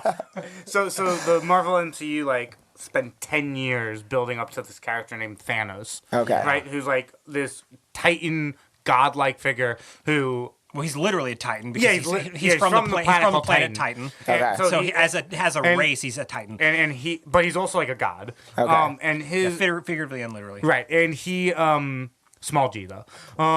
Small G God. Small G god. Maybe God King. God King, yeah. Yeah. And he, his plan was to wipe half of all life out from the universe. Okay. Period. To restore balance. To restore balance. He's not. Well, the thing is, He's he's not. like people. So in the comics, his thing is that, like, he thinks that resources are finite, things are finite, so he needs to cut life in half. Oh wow. And to restore balance in the What universe. half is he trying to cut? No, Well, it's completely that's the whole random. thing. It's random. Oh. It's completely random. complete- Yeah. So the whole thing is like he has these things called Infinity Stones, and when he snaps his hand with all of them, half the light randomly gets destroyed. So real quick, an Infinity Stone is Damn. an elemental stone that when the Big Bang happened and created the universe, it sent out 6 elemental stones throughout the universe that controlled all aspects of existence. So you have time, reality, space, power, soul, and mind, and those are all the different like aspects of existence. And Okay. if you get one of those stones and you possess it, well, if you're no one can touch them. That's the thing. They all have to. They were all like You have to be like a god to yeah, touch them. basically like if you touch it, Small kill G you. God or God King or like just Well, trying to Probably keep up. big G on Probably that. big G God at this level, Yeah. or at the very least, as we learned through Guardians of the Galaxy 2, you have to be a Celestial, which is who Star Lord's father is. But we're getting too much down Well, that yeah, hole. whatever, anyway. The point is that in the comics, the only being that could challenge Thanos' strength Yeah. is a character named Galactus, Yeah. who's Okay. owned on the X-Men side of the business, so 20th Century Fox. Right now, I'm bringing it right together. okay. So in the- Galactus was a bigger X-Men villain than he was with the Avengers. but he is a huge But how do they cross? So they worlds cross. then? So basically, what happens in the Well, they're comics? the same world in the same comics, world, yeah. but they're not in the X-Men movies. is part of the MCU. Oh, okay. Yeah. So So the basically in comics, the comics, they're all there. Yeah. Galactus wants to just destroy all life. Period. He has like an Oh, he insatiable. doesn't want to destroy half now. He wants No, to destroy so it all. Thanos teams up with the Avengers to take down Galactus. Yeah. So I'm okay. holding out that they It's go like with the enemy that of my enemy storyline. is my friend kind of thing. Yeah. Right, So- which would be so gangster if that's the story. It's not going to be the storyline because they didn't do the deal in time for Galactus. Yeah. There would have had been some. They definitely would have had a film on the hope Maybe there's that another- that they were going to do the deal Maybe there's another movie coming down the pipeline though that they're that going to they haven't utilize even this. talked about. I hope so. Or maybe they have, which spurred the push to get the deal because they want to supplement content. Well, through they these did other say that they're Avengers doing an platforms. Eternals movie, which could be where which Galactus I'm comes very in. excited about Yeah. that, and I really, really hope. I mean, whatever. I'm excited about that, but we don't have to tangent about that right now. You're seeing it's pretty easy for us to go down like Yeah, these no, I'm enjoying seeing the- self-indulgent, little side conversations of things we're super infatuated with, just as people. So Yeah, no, this is what it's about. Just some Yeah. Marvel talk. I great. mean, we Talking hate shit. DC, hate DC. Of course, yeah. well, the DCU. DCU, yeah. That's a love clear DC. distinction that has to be made. DC on paper is So very different. MCU, DCU, is that So like? Marvel versus DC Comics. Well, yeah, I got that, but MCU, you say that Marvel. Marvel Marvel Cinematic Cinematic Universe. Okay. DC Cinematic Universe. Okay. Which is technically DCC. Well, DCCU. it's actually the DCEU. Because it's Detective Comics. It's a DC Oh, yeah. extended universe. Yeah, because it's Did you ever watch the Star Wars movies? The original three, yeah. Yeah, cool. So you know who Mark Hamill is. He plays Luke He's Luke Skywalker. Skywalker. Okay, yeah. So he's actually, and this will be a fun fact for you, is actually more famous, or equally famous, but honestly probably more famous for his role as the voice of the Joker in the Batman animated series. Oh. Yeah. Okay, definitely watch that. So. Yep. Yeah. So he's Yeah. the Joker. Oh, fun. If you want to go down some awesome rabbit holes on YouTube, Mark Hamill toggles between Luke Skywalker and Joker voices, and there's like a handful of panels that he does it on, and it is fucking freaky. You know it's good because this is easily the third or fourth time Matt's brought it up on the show. Like, Hey, everyone's gonna know about this. yeah, absolutely. And so, no, it's so good. Yeah. It's so good. Mark Hamill's amazing. He cares a lot about fans. He cares a lot about people, and he uses, everything that he's been able to accomplish in his industry and with his career to be able to kind of like give back to fans. He's really open on social media. He constantly does appearances as Luke Skywalker for sick kids, for organizations, things like Oh, that. Like sweet. he's a pretty stand-up guy, and he's really That's wholesome. scary, right? You put him into hospitals for sick kids, and you don't know which one's going to come out. It's like, oh, the Joker gonna comes in, blow and it you're up? like, Yeah. holy fucking shit. This is not what we ordered to take back. Yeah, not Luke Skywalker's here. This is not what we ordered. Exactly. It's cool. He's Mark Hamill's great. I'm a big fan, just as a person, and he's an extremely prolific voice actor. That's Okay. kind of like where his career turned when the Star Wars franchise was kind of done, and like he wasn't really doing a lot with that anymore. Because Yeah. that's the thing that a lot of people don't talk about is that those actors didn't really have anywhere to go after. They were casted very specifically. Yeah. Right. I mean, Harrison Ford, you could probably argue, is the only one that really went Yeah, on the to only one. global, like monumental success. Because Carrie Fisher did a good amount of work, but not to the level that Harrison Ford did. No Right. one did anything And to the level Harrison you know Ford who did. played the voice of Darth Vader? James Earl Jones. who's the voice of Mufasa in The Lion King. And And he he's was also the voice guy. of Bell Atlantic before Bell Atlantic and AT&T merged. Okay. Yep. He was also the scary neighbor in the Sandlot that they hit the ball over the fence, and he's got the big dog, and they're Okay, like, yeah, "Oh, no, I love that that's Hercules." the movie that really Yeah. connects it for you. You're like, "Oh, okay, Sandlot." You literally see his face for like 8 minutes in the whole movie. No, but James Earl Jones, also a very successful voice actor. So yeah, James Earl Jones was the voice of Darth Vader. Okay. It's great. He's like, I had no idea. He's like, how cool, many man. things have you learned today? I feel like you've learned more on this podcast I've than you way learned more in from college. you guys. Yeah. Yeah, you came to Nerds Nerds on University Coffee and just got University, you know? schooled, man. Yo, we should trademark that. Start Nerds doing U. Nerds U. NOC. Yeah, oh, I love it. So what music right now does Austin love? Not Radio Disney. Yeah. Not any of that. Like what like when you're driving home tonight after this podcast, what are you gonna be listening to? I mean, generally it's just I have a playlist that I update pretty much seasonally. It's like a winter, spring, and like summer kind of deal. And basically just playlists that I'll just throw on as I'm listening to anything like that I find that I like. Right, You know, right. The playlist is at like 230 songs right now. Like it Wow. needs to like condense, and that's just from like 4 months or so. And do you ever listen to the same song twice then or no? Oh yeah, lots of times because that's what I'll use as like if I just want to throw on background you stuff just start to stop. Oh, so you I'm put just like- stuff. You populate playlists with things that you like. that I like. Yeah, Yeah. yeah. like the real Slim Shady. Yeah, of course, obviously, and Ja Rule. X gonna give it to you. Yeah. But yeah, right now, super hyped on Sigrid. She's like a nice. Swedish pop artist. I think Swedish. Just released her album, which is great. This girl, Chelsea Cutler. Oh, love Chelsea Cutler. Have you listened to it yet? with- Yeah, it's really good. Listen to Sleeping Roses. Yeah. I don't remember songs. I've listened to a lot of people in the category that you're describing. I've kind of absorbed passively. Yeah. I'm trying to get better about going after artists like that because I definitely sit like I get comfy in my own circles of Yeah. like music and I'm just like, oh well, it's other shit like this, you know. Yeah. But yeah, what else? Her, and kind of in the same vein, Queen 92. Been a big Okay. fan of him. This guy, Christian French out of Indiana. He's really good. That's cool. What type of music is that? It's like kind of alt pop.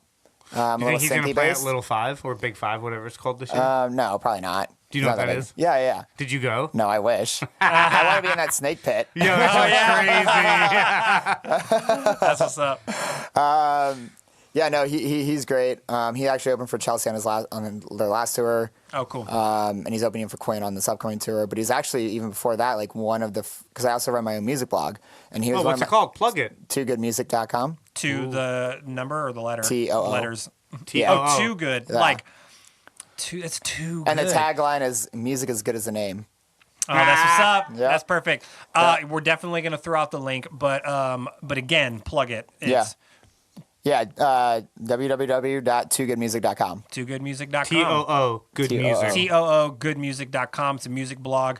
But he was one of my first like interviews I did. That's so tight. Yeah, That's yeah. awesome. And then to see him now kind of taking off and doing all this cool stuff, I'm like, cool. Like, That's tight. Yeah. That must be a sick feeling, right? To like basically like scouted someone before they were popping. Yeah. And like, yo, this is the hot shit. And Yeah.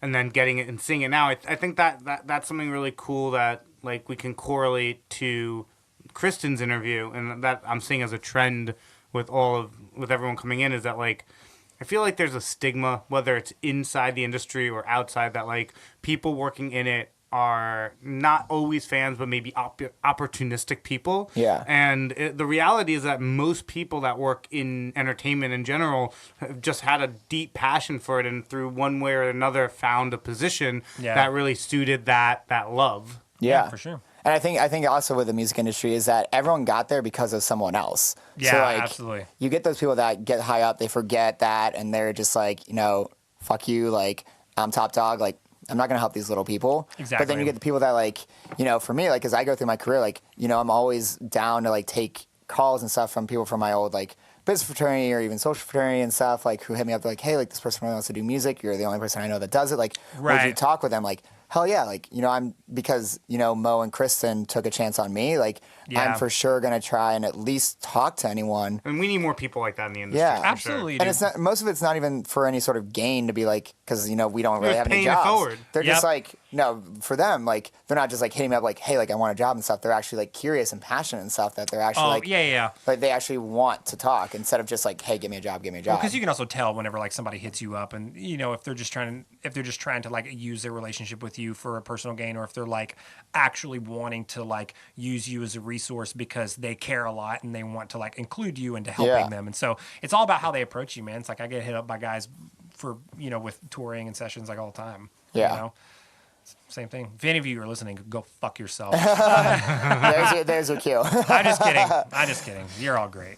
What so when you're doing your blog and all this stuff, what like events do you like going to? Like are you more into like the DJ shows, the alt rock shows? Like if you were going not for a Radio Disney, not to cover an artist that you guys are hyped on, but just like you have an off weekend, what type of music would you go to? I mean, it sounds kind of cliche, but really kind of anything. That's cool. Like when I go to festivals and stuff, I do a lot of festivals. What's your favorite festival you've been to? Bonnaroo, Oh, nice. Cool. by far. Bonner's got a lot of good acts. It's lot of good always acts. super diverse. And my favorite thing about them is that the music starts at noon and it doesn't stop until 6 a.m. the next day. So like, Oh, because it's like just in the middle of nowhere. middle of nowhere. Right, and right. So a lot of people, it's 45 minutes outside of Nashville, and so like everyone pretty much has to camp. So yeah. it creates this whole community there that pops up for 4 days.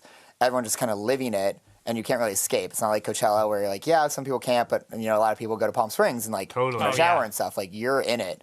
But for festivals, like I always tend to get most excited about like the electronic acts later in the day. But I like the diversity because I've been to Tomorrow World or Tomorrow World's the one in Georgia. Yes. Yeah. The one that the last year they did it. Mm-hmm. And like by the end of the weekend, I'm like, it was all electronic. So like, I'm like, at the end of the weekend, I'm like, Your brain's bleeding. I don't know whose set was what. If I hear Lean On one more fucking time, like I'm just gonna like it's just crazy. You can't differentiate any of the sets. Totally. So It's good in small amounts. yeah, Or on Holy Ship. right. Have you been on Holy Ship? I have not. Done 7 of them. What? Yeah. That's amazing. Yeah, I know they're wild. That's got to be really intense. Yeah, it's crazy. I went 3 times as a fan and 4 times with artists, Oh my god. and it was What was like the wildest thing that happened? the wildest. I mean, dude, there was a lot of things that I will not say because this is Right. with Radio Disney people on here. Maybe I'll talk about it next episode.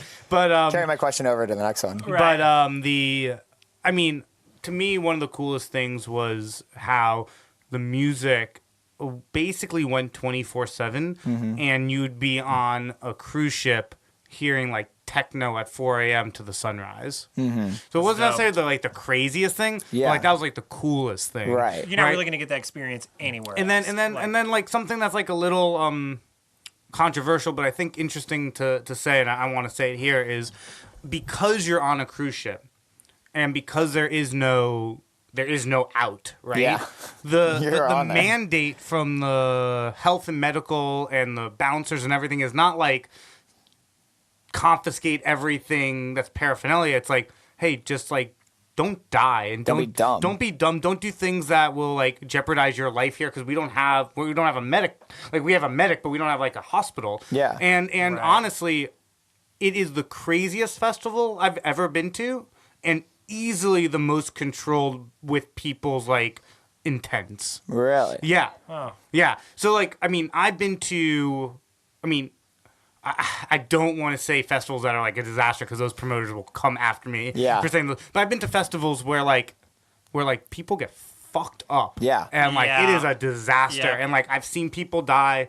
I've seen some crazy shit. I mean, I've been touring for 10 years, right? Yeah. But when I'm on Holy Shit, crazy things are happening. People are doing things, they're experimenting or having fun, but it's all done with like a sense of like, hey, like we know that we shouldn't really push limits, and no one's telling us not to do it. So like we're gonna do it on our like A comfortable a level. comfortable level. And I always say that just to kind of bring it back to issues in society right now, where like I think like we have a freedom of speech problem, and I think it's because of the same dynamic that I was just talking about. When you can bring it back to like alcohol, right? In Europe, all alcohol is very like lenient on age. It's 18, but like people drink at 14 and it's fine. Right. And you've never heard of a case of a college kid or a high school kid like over drinking and going to the hospital for like drunk tank, right? Yeah. Never heard of that because the sentiment in Europe is like, hey, like there's this thing, it's gonna like impair you, and like you should try it, and like if it's your thing, cool. If it's not, cool. Yeah. And like people do it in moderation. There's less a mystery about it. Exactly. Right. And that's how I feel on Holy Ship. And that's how I feel free speech used to be. Yeah. But now the way that free speech is like you shouldn't. It's like American with drinking. Don't do it until you're 21. It's taboo. It's evil. It's gonna hurt you.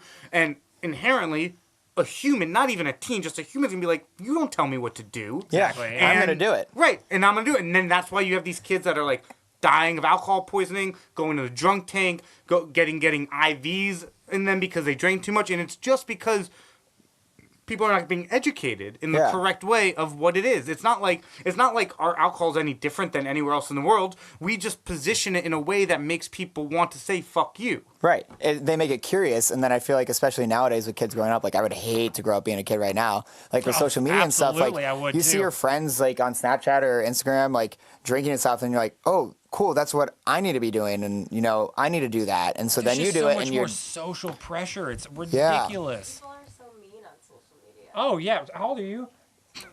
You're 25, and so My cousin in high school like has been telling me a lot. Just they're just all bullies, and it's all done through. Right. Instagram And I can't even imagine And listen, that. I'll say, and that could be simplified to a very simple point. And I'm going to preface with I'm not endorsing any sort of violence, but young boys specifically sometimes need to be put in the ground. Yeah. I need to like you need to get hit sometimes if you say some stupid shit. Yeah. And not necessarily by older people, but by your peers, right? Like Yeah. we've gotten in fights, and it gives you a young man that gets into a fight understands his limits and immediately, Well, even right? if he doesn't understand them, he's made aware of them Yeah. through Yeah. somebody else. Yeah. But when you say, but the problem that kids are having these days is you say some real bad shit online, and then you get like a slap on the wrist, like go to timeout. If that happened to me, I'd be like, that's what I got for doing that. You're like, exactly. Let's Like, go. I'm gonna do that again. Yeah, 100%. And it's not necessarily that like you're proponent of violence, but like at the end of the day, like you say, like like I have the saying that like we're like one minor catastrophe away from like total anarchy. 100%. Right? Like I always say, like as a race, like it would take like no more water, no more oil. It would take like very small things Yeah. for society to be destroyed. No Wi-Fi. Right. Yeah. No, totally. If there was Seriously. no Wi-Fi, right, or if we had like a solar flare and all electronics Or- just like went dead, or even- right, because that's a real thing. Yeah. Or even like an EMP, if like someone launches right, that or something. totally. Like, And if we're saying that we're that close to savagery still, of course a young, underdeveloped, like testosterone-driven male is gonna like go to his limit and figure out what that max point is. Exactly. Right? And if well, because we already do that with all of the safeguards we have in place in society. People already do that. They already see what their limits are and they go past them. Right. And so when there's no regulation and everyone is operating on that level, it's fucking chaos. Yeah, I think that parents should be able to discipline their children however they believe they should be disciplined within obviously the reason of like serious injury. Right. Absolutely. Right? Absolutely. You know, like if someone wants to like hit their kid with a belt very, very lightly, just more for like the understanding that you can't do that. Right. Cool. If you belt someone to the point where you have to go to the hospital, obviously you shouldn't fucking That's do an that. issue. That's Yeah. different. But like there's also like my dad would be like, okay, you want to like do that? Let's like wrestle in the living room. Yeah. And like he would put me in a chokehold, and I'd be like, okay, I have to tap out because like I I'm not can't gonna fight go you. anywhere, yeah. Right. And that made me realize that he's the alpha, and I Right. should probably listen to the guidance that he gave me. So you're advocating for more of, for lack of a better way of describing it, for more of like a primal discipline protocol. I fully Like, believe that like young men are very primal, and if they think that they can be the alpha, they're gonna push They're gonna that push limit it, yeah. until their dad establishes that they're the alpha in a like respectable way. Right. That kid is gonna push their limits. I mean, Oh, absolutely. even on like like bring it to you. you know that you need to, in whatever way that you deem best for Ellis, Right. need to make sure that while he's growing, that he respects your authority. 100%. That you are the alpha of the situation. Yeah, I'm his dad first, and I'm his friend second. 100%. I'm his dad first because I think it's like the sentiment that I've always aligned myself with whenever considering what it would be like to be a parent, and now having an almost 2-year-old is I'm not raising a child, I'm raising the adult that they're going to turn into. Yeah. And so I view all of my parenting decisions through that lens of everything that I'm doing right now is going to affect the type of person that he grows into. Yeah. And so I don't parent out of annoyance or out of situational knee-jerk reactions or things that happen in the moment. I parent, or at least do my best to parent from the perspective of what is going to be beneficial to him? How can he learn through this? Am I coming down on him because I'm frustrated or I'm angry? Or is Right. it because he actually did something that warrants any given response that I'm going to give him? Right. And so that's basically what you're saying. And so 100%. like you just have to take things and look at it from a big picture perspective and just be like, if he disobeys, am I going to discipline him because I'm irritated in the moment by what I now have to deal with because of his disobedience? Right. Or am I disciplining him because I want him to learn from this so that he can grow and understand why that's something that he doesn't need to do? Right. 100%, And figure out yeah. the best way to discipline, because some kids, Exactly. if you do hit them with a belt, however light, it's gonna freak them out, and it's not gonna. It's It gonna works be with some kids, doesn't work with every 100%. kid. Yeah. Wait, some kids, you put them alone, they're like, oh, how do I react? How do Yeah, I do oh, it?" totally, yeah. And I think that that's a great point. And the problem is that we as a society are trying to tell individuals how to raise their families, and Yeah. we're trying to like say one size fits all. That's Yeah, not how Right? it works. It's not how it works. Like Yeah. think about it. Not even a person ago, half a person ago, parents could parent however they wanted. Yeah. Now, like 20 years ago. 20 years ago, now like a parent does anything that like feels maybe a little bit outside the line, that kid could be taken away from them. That's Right. how you That's get. a real thing. That's a real thing, and Yeah. that issue is how you get all parents to be like, you know what? You just do whatever you want then. Fuck it. Well, It's such a bad way for these kids Well, to grow here's a up, and then they real- grow up entitled, and that's why people Exactly. say millennials are entitled and stuff. Exactly. And it's just like 100%. Well, here's a real world example of that. We have some friends that are going through an adoption process right now, and they were told through the adoption agency that they were not allowed to spank the adopted child. And when they did their home study, they had to stop spanking their biological child, or they would have been removed from the program.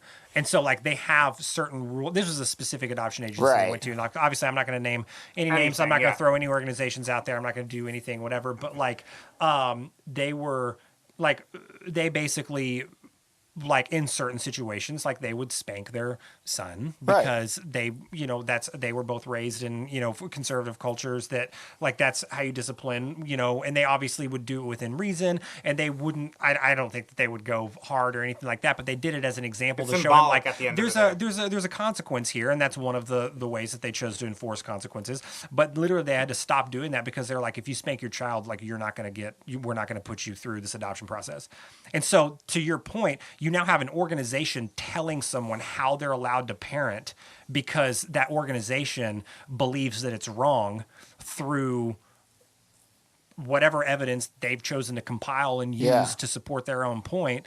Like, I think that's a problem, because at the end of the day, like you said earlier too, I mean, like, there are certain, like, absolute, like, non-negotiable, like, you can't do this to a Lines. person. Yeah. Yeah. You Totally. can't do this physically, emotionally, verbally, Yeah. anything mentally. You can't do this to a person. I'm going to stop you there. You know, I think the big issue is that I agree with everything you said, Uh-huh. but we as a society haven't gotten there on the emotional side yet. oh yeah. So I so mean, like, to your point, kind of bring it all full circle, the major issue that we're having right now is that bullies today, maybe when we were all kids, a bully would punch you in the face, right? yeah. yeah. But now kids are saying things like "die because you're fat" on a YouTube video, Totally. which is like But that's yeah. significantly worse than any Way- punch. way way worse. more severe And psychological that ramifications. person than that. is getting like a slap, like a slap on the hand, like just like go sit in timeout for like a few minutes. Whereas like if we punch someone in the face as a kid, like we would probably have no technology, no games,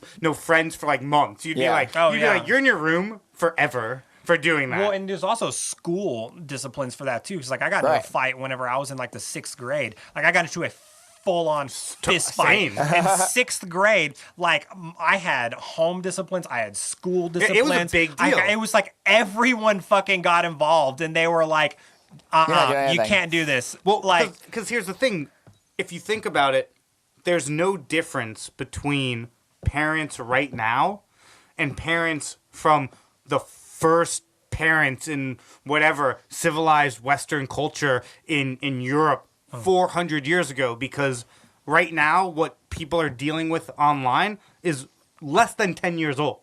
So literally, it's the same thing as the first parents ever, because like you Right. don't know how to navigate that, right? You don't know how to Exactly. navigate some person coming online saying that they're gay and some other dude being like, you should kill yourself because you're gay. Exactly. Right? Like that has never been dealt with by any generation of parents ever. So everyone's had to learn on the fly of how to handle this stuff because it's something yeah. they never had to deal with. Well, it's such Never. a multifaceted issue too. Like you can't even begin. Like it's overwhelming to think about even from what side you want to attack the issue from. Yeah. You know, because you're like, well, what do I go after first? Do I go after like my child's emotional needs for how he was attacked, or do I go after the problem of like how this is regulated online? Do I go after the kid Totally. who And then did it Like, gets do I go, like- volatile because the parents are going after each other. How could you raise a kid that could Exactly. say that and stuff like that? Oh, And it's I've just a already shit decided. show. I've already decided if anyone, kid or parent, does anything to my child, it's the fucking Wild West, man. Like, dude, I'm from Texas. Like, this is not gonna go down. Like, I will go to jail, ruining your fucking life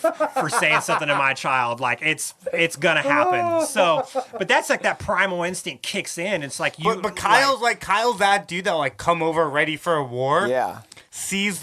Knocks on the door. Dad opens it, sees like a pile of guitars in the corner. He's cooking steaks 20 minutes later. Yeah, it's like we can work this out, man. Like, yeah. But if there's saxophones in the house, it's going fucking down. Oh, yeah. Oh, if you are on the fine arts part of the industry, go fuck yourself. Like, yeah. I'm going to beat your ass, too. Yeah, not you, Alexis. Don't worry about not you, Alexis. Yeah, Alexis is in the fine arts. She's a bassoonist. Yeah. Yeah. Yeah.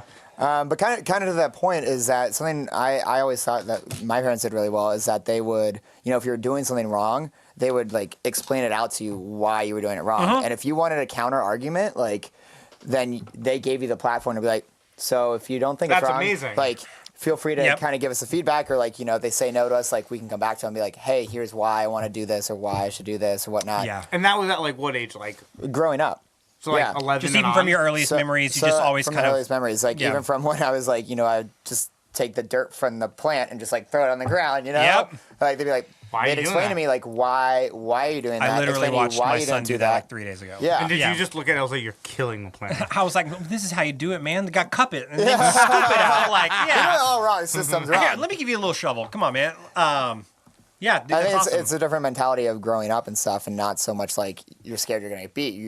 It's more of an education where you can be like, okay, oh yeah, I didn't think of it like that. Didn't think that throwing dirt on the ground would cause an issue. Well, because everything can be an opportunity to learn. Yeah. And like Amanda and I don't spank Ellis because we talked about that before we even had him about like certain boundaries that we wanted to put in place because so there's two things we don't do. Like we don't spank him because we always, and she and I were both spanked growing up. So it's not that we were like, well, we weren't and blah, blah. I'm the shittiest human on the fucking planet. And so like, there's not like, so I'm not like using my own experiences and being like, oh, well, look how I turned out. We want to keep that up. I'm like, no, I want to do everything differently. Like, and so. I hated that. So Yeah.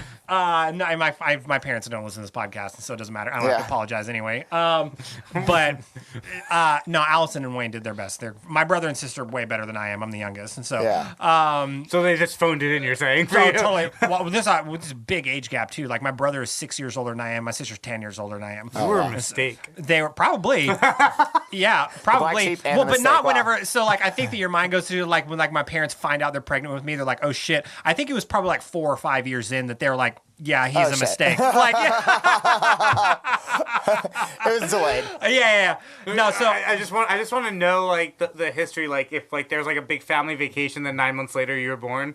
I don't know. I haven't really talked to my parents about that. Like, we don't like. We should bring him on. We should and have- interview him. I just call him up and just be like, Mom, like, just let me know when Dad's home from work. I have a couple of questions. Yeah. That's funny. No, basically, Kyle's gonna go cry in the corner later. Amanda and I were raised very, very, very differently, but we're both coming from a place of we want to just make sure that we're always doing the best thing for our son, as Totally. anybody would, Yeah, you know. But you should be we able don't to spank- figure out what that is. Oh, exactly. Yeah. And so like we don't spank Ellis because we want to always make sure that we are trying to find ways to help him learn if something's going on and to like teach him, rights and wrongs and be able to just ingrain in him that if there's a problem, if there's something going on, yes, there are consequences and we're going to adapt those consequences as we see fit from situation to situation. But overall, we want to always make sure that we're instilling him that like you talk about your problems, you understand that like if you did something wrong, like how can we help you learn why you did that or how you need to avoid that in the future. Yeah. So that's the first thing that we always try to at least root everything in conversation first.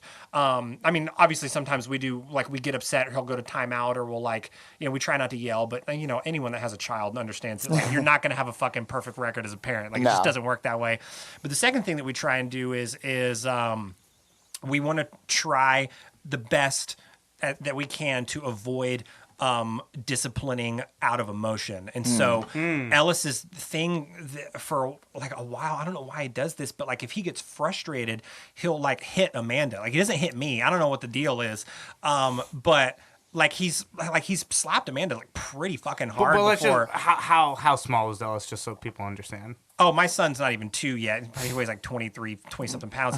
But but like he slapped her in the face the other day in Target and like her face was red and she's like, my face hurt. And so like even a toddler can slap pretty fucking hard. Especially if they don't have their own control, Absolutely. They're just flailing and she wasn't expecting it either. She wasn't even really So there's looking. no tensing, yeah. Yeah. So I say all that to say like, Ellis sometimes like acts out, and so if he does something like that specifically to one of us or if he does something that really angers one of us, then the other parent will step in and do the disciplining so that parent A so you're not can go putting fire on fire. Exactly. So like if he does that to Amanda, I'll step in and discipline so she can go take a minute and cool down and kind of like not blow up at him. I'll step in and parent, and then she'll come back and then he can apologize to her and we'll talk about the consequences, and vice versa. Like he does a lot of other things like to me that like would invoke an angry emotional response, and like Amanda will be like, why don't you step, I'll take a minute and I'll cool down so I don't just like fucking take my shit out on my kid. Yeah. And she'll discipline, they'll come back, we'll talk about The main consequences. thing is that he confuses Chris Evans and Chris Pratt all the time. Yeah, I know. Ellis just doesn't understand the difference and is really fucking annoying. Somebody's got to put him in the place. You gotta learn. Exactly, man. He confuses the DC and the Marvel universes, puts Batman with Captain Yeah, America. he's like, my favorite Stan Lee character is Killer Croc, and I'm like, no, man. Well, Stan Lee actually influenced a lot of the original DC characters. Yeah, we're gonna bring you to more Nerds U right now. Oh, very Yeah. So Stan Lee, who created Marvel, Yeah. actually was at DC before. Yeah. A lot of the DC characters were written by Stan Lee. So it's all just Stan's world. Well, you know what? Here's proof of how Basically. incredible Stan Lee was. You can see what DC turned into whenever he left. You know what I mean? Totally. Batman, Superman, like the pillars of DC, the characters that built Detective Comics. Yeah. Those are incredible. And I would, to this day, argue, maybe not now with comics shifting over into movies in the cinematic world, but I would definitely overall still argue that DC has more recognizable characters than Marvel. And DC is Detective Comics. Yeah, because because Batman and Superman, I would argue, Or detectives first. historically, I would say they're still the two biggest superheroes in the existence of literature. Right. Most people don't realize like all the Marvel characters are their like C and B characters that just blew up. It's like a phenomenon. Oh, really? Like Iron Man, Thor, like these are their B and C characters, like Spider-Man, X-Men, Fantastic Four. That's like Marvel's A-list. Like when you go through the comic world and the graphic novel world, those Yeah. were the big platforms that were pushed, and these other ones had their other side stories, or they would make appearances in certain But they weren't like the focus. Yeah, exactly. It's like interesting. Spider-Man was definitely Spider-Man and the Spider-Man X-Men the one. for sure. That's my favorite. Yeah, and so 25-year-old on the couch saying Spider-Man's her favorite. I'm just fucking with you. I'm just kidding. But like a lot of the characters on DC were like brought in. Like another movie you should watch. It's really fascinating. It's Professor Marston and the Wonder Woman. Okay. So Wonder Woman has a fascinating story. It was actually written by a S&M psychiatrist. So a dude who was like submissive, like sex, basically, wrote the character of Wonder Woman as With like, the whip and everything. Totally. No. Yeah. And there's a movie I that know. like. There's a movie that like depicts like the origin story of it. Oh, It's interesting. called Professor Marston and the Wonder Woman, and it's all about like the story of Professor Marston, who is this like psychiatrist PhD guy who wrote the character, and he was like a very accomplished scientist who like put it all on the line for this like comic book character that he thought was really cool. Yeah. That like at the time was insanely controversial. Like when it came out, like it was like contraband. Like people were like parents were not letting their kids read the comic. Really? Yeah, it was crazy. Comics are super fucked up even today, man. Like they Yeah. get real dark. It's awesome. You can borrow any one of those if you want. They're super aggressive. You know what? A good one, if you want it, not saying you want to, but if you wanted to get into comics and graphic novels, I think a great one to start with. No. You're starting at the top of a mountain and going and climbing down. Like you need to climb up. Watchmen. Ooh, Watchmen. Watchmen's that's a great. one. It's standalone.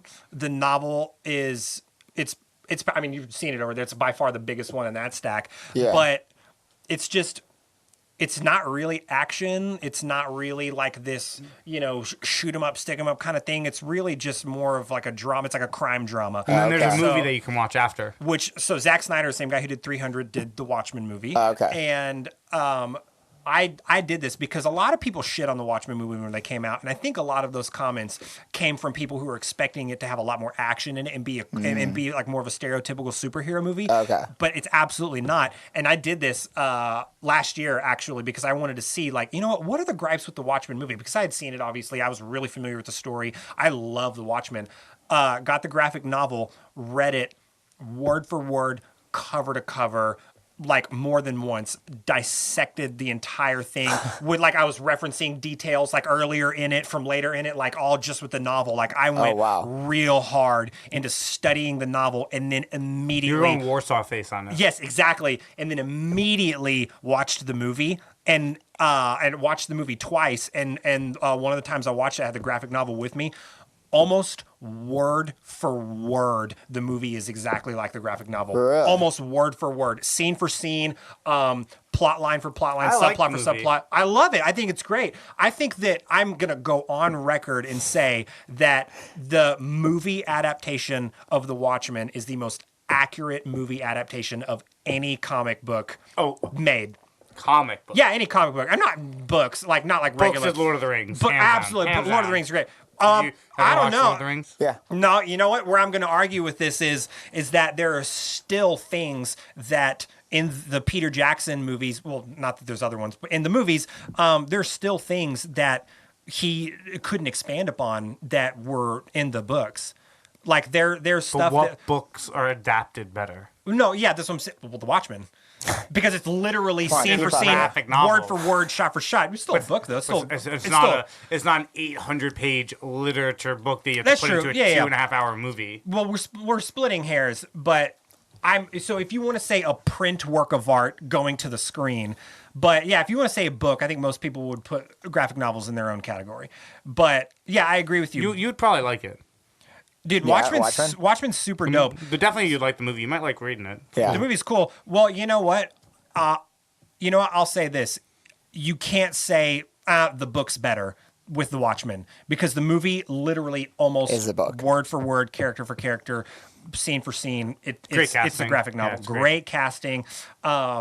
The comedian I think was the best casting. There's a casting. character named the comedian. Yeah, It's really good. Okay. Is he funny? yeah. No, he's like a killer. Oh no, he's Yeah. a fucking sociopath. Yeah, that's the joke. Like he's a comedian, like because he thinks death is funny. He makes a joke out of existence and killing people, and so Ozymandias. So is he like the poor man's Yeah. Joker? I would know. No. Very, very different 'cause character okay. dynamic. Okay. Very Yeah. different character dynamic. You're like, oh no, I was there I'm wrong. just trying to start something between you guys. Let's see you go. You shouldn't have asked a follow-up question, man. We were about to wrap. I think we're probably going to go for at least another half hour now. No, but It's cool, man. Yeah. All really, really, really unique characters. The story arc is really great. It's like a mystery, crime drama, detective kind of thing. Okay. what's like it's- your favorite movie you've ever watched? Fight Club. Oh yeah, that's my top 5. I Yeah. always rank things in no particular order because I don't think I could ever pick like a number one. Yeah. but You 100%. would probably like Watchmen then. Yeah. Yeah. Yeah. Yeah. It's really, very- really, really It's psychological. more sci-fi, obviously, but Yeah. it's in the same cadence of psychological thriller. Okay. Yeah, absolutely. Did you ever watch Seven? Yeah, but I couldn't tell you anything about it. It was a long time You ago. should Watch watch it Seven again. again. Yeah. Yeah. It's If still- Fight Club is your number one, then you should Yeah. definitely watch Seven It's again. Fight Club era Brad Pitt.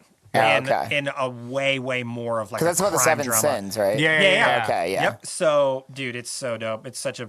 I mean, obviously, the movie's super fucked up, but it ends even worse than it begins. But it's great. It's It's great. really good. What yeah. I mean, before we wrap, what other do you have anything you want to like kind of plug, talk about? No? You got a little education lesson? Yeah, no, I feel like I learned a lot today. All right. Well, we'll bill you. Yeah. Nerds on Coffee University started That's today. right. Yeah, you got to pay your tuition fees, man. He actually gets 10% now. Yeah. Boom. So an original board. You're a board member. You're founding board member. Let's go. of NCU. Pay myself. Question for you, Austin. Yeah. So if you were to give a recommendation for people looking for new music, what would you tell them to do? So if the mic TwoGoodMusic.com. didn't, if the mic doesn't, yeah. So if the mic didn't pick up Danny, like she's basically saying, if you could recommend new music for people, what would you throw out? Like new music or where to? Or like where to go?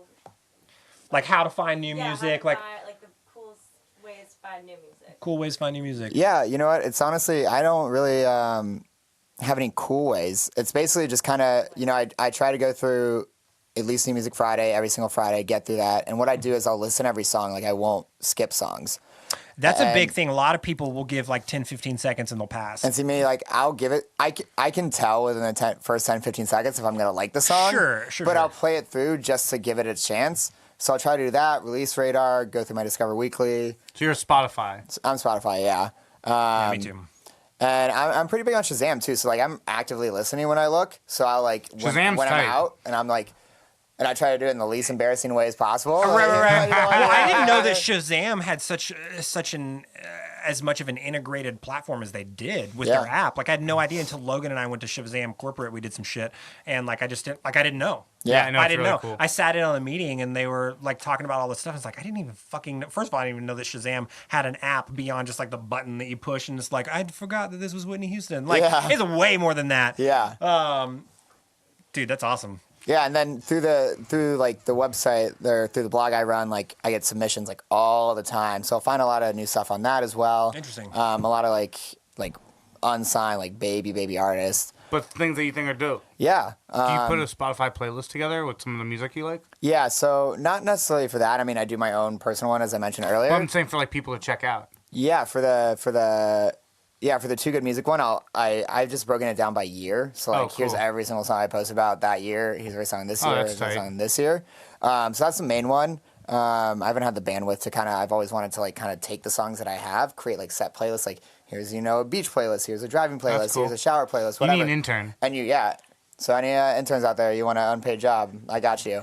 So that I can take like a song that I post on the website and then figure out, where it integrates in any sort of these playlists, whether it's one of them or all of them or, whatever it would be.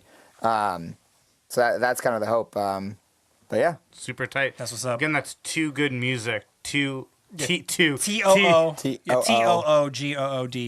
TOOGOODMUSIC.com. Check that out. We'll throw that up in the link whenever this episode goes live. We'll be able to make sure to plug that. Thanks for coming on, Austin. Hopefully Yeah. we didn't say anything too controversial. No. It was great. Yeah. Thanks for the education. Well, I'm gonna say something too controversial. You know what? We almost made it. I try to find the line. Every episode. Every single episode, and so far I've been able to just pretty much demolish it each time of just being like, yep, that's the line. That's too far. I was going to say, because we have someone representing Disney on the show, I hope it didn't go too far talking about Nazis, but, Walt was a famously revered anti-Semite, so I think we're okay. Yeah. There's the line. And there it is. Oh, that's amazing. Oh, man. Walt before Disney. Yep. Yeah. Walt before Disney. Yeah, it's a movie. Yeah, no, I know. Yeah. I repeated it for emphasis. Amazing. Yeah, well, dude, thanks for coming on, man. obviously, I think it goes without saying Disney is not an anti-Semitic company. Please don't anyone think that I was saying that. I love Disney. Disney I love Lion King's the greatest thing so ever. good. You're a Lion King Hercules. guy? Yeah, I Yeah. wake up to a Circle of Life. Yeah, That's my I know. ringtone. Yeah. Yeah, no, that's my wake up ringtone. Right? Yeah, That's amazing. Yeah, that's what I do to wake up. What? That's great. That's just too You need a abrasive little for me. Simba that you like hold up as you. You get like a little Simba pillow. Yeah, Like, get a little Simba I pillow actually- every morning when you wake up. Just My lift it up. buddy, my buddy is a welder. I want him to like make me a Mufasa that like I like put like a little sound recorder in, and like that's what the like a sound came out Build-A-Bear? of. That's what's up. That's what's up. Yeah, I mean, hey, ready? I think this will play. This is literally my ringtone.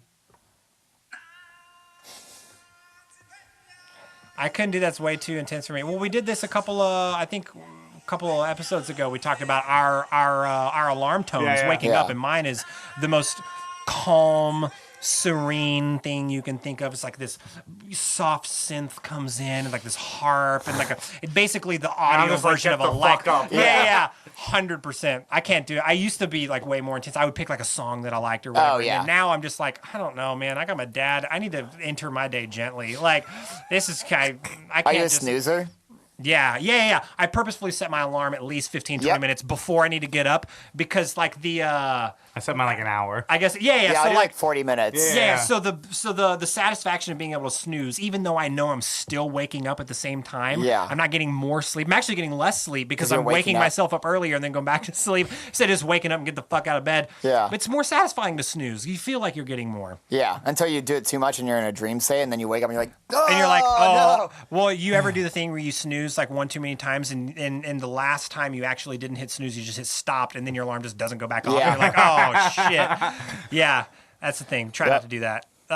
Cool. Dude, thanks for coming on. Thanks so much. Thanks for coming and hanging. I would say thanks for making the trek to Burbank. You live in Hollywood, so I don't give a fuck how Yeah, long no, it takes and I work in Burbank, so this Exactly, is like a there 10-minute you go, drive. dude. Yeah, we're definitely going to plug. We're going to throw out links to Too Good Music and push people to that to be able to kind of learn through your lens more Yeah. about music and artists and kind of like have some fun new things to listen to. And if you do have a Spotify list, Spotify playlist that you put together that you want to share, just send it out in the text message. We'll have our executive producer, executive assistant kind of curate a really good social media post to kind of let people know, like through Austin's eyes, this is how you can discover new music. Totally. Yeah, that's awesome. Thank you.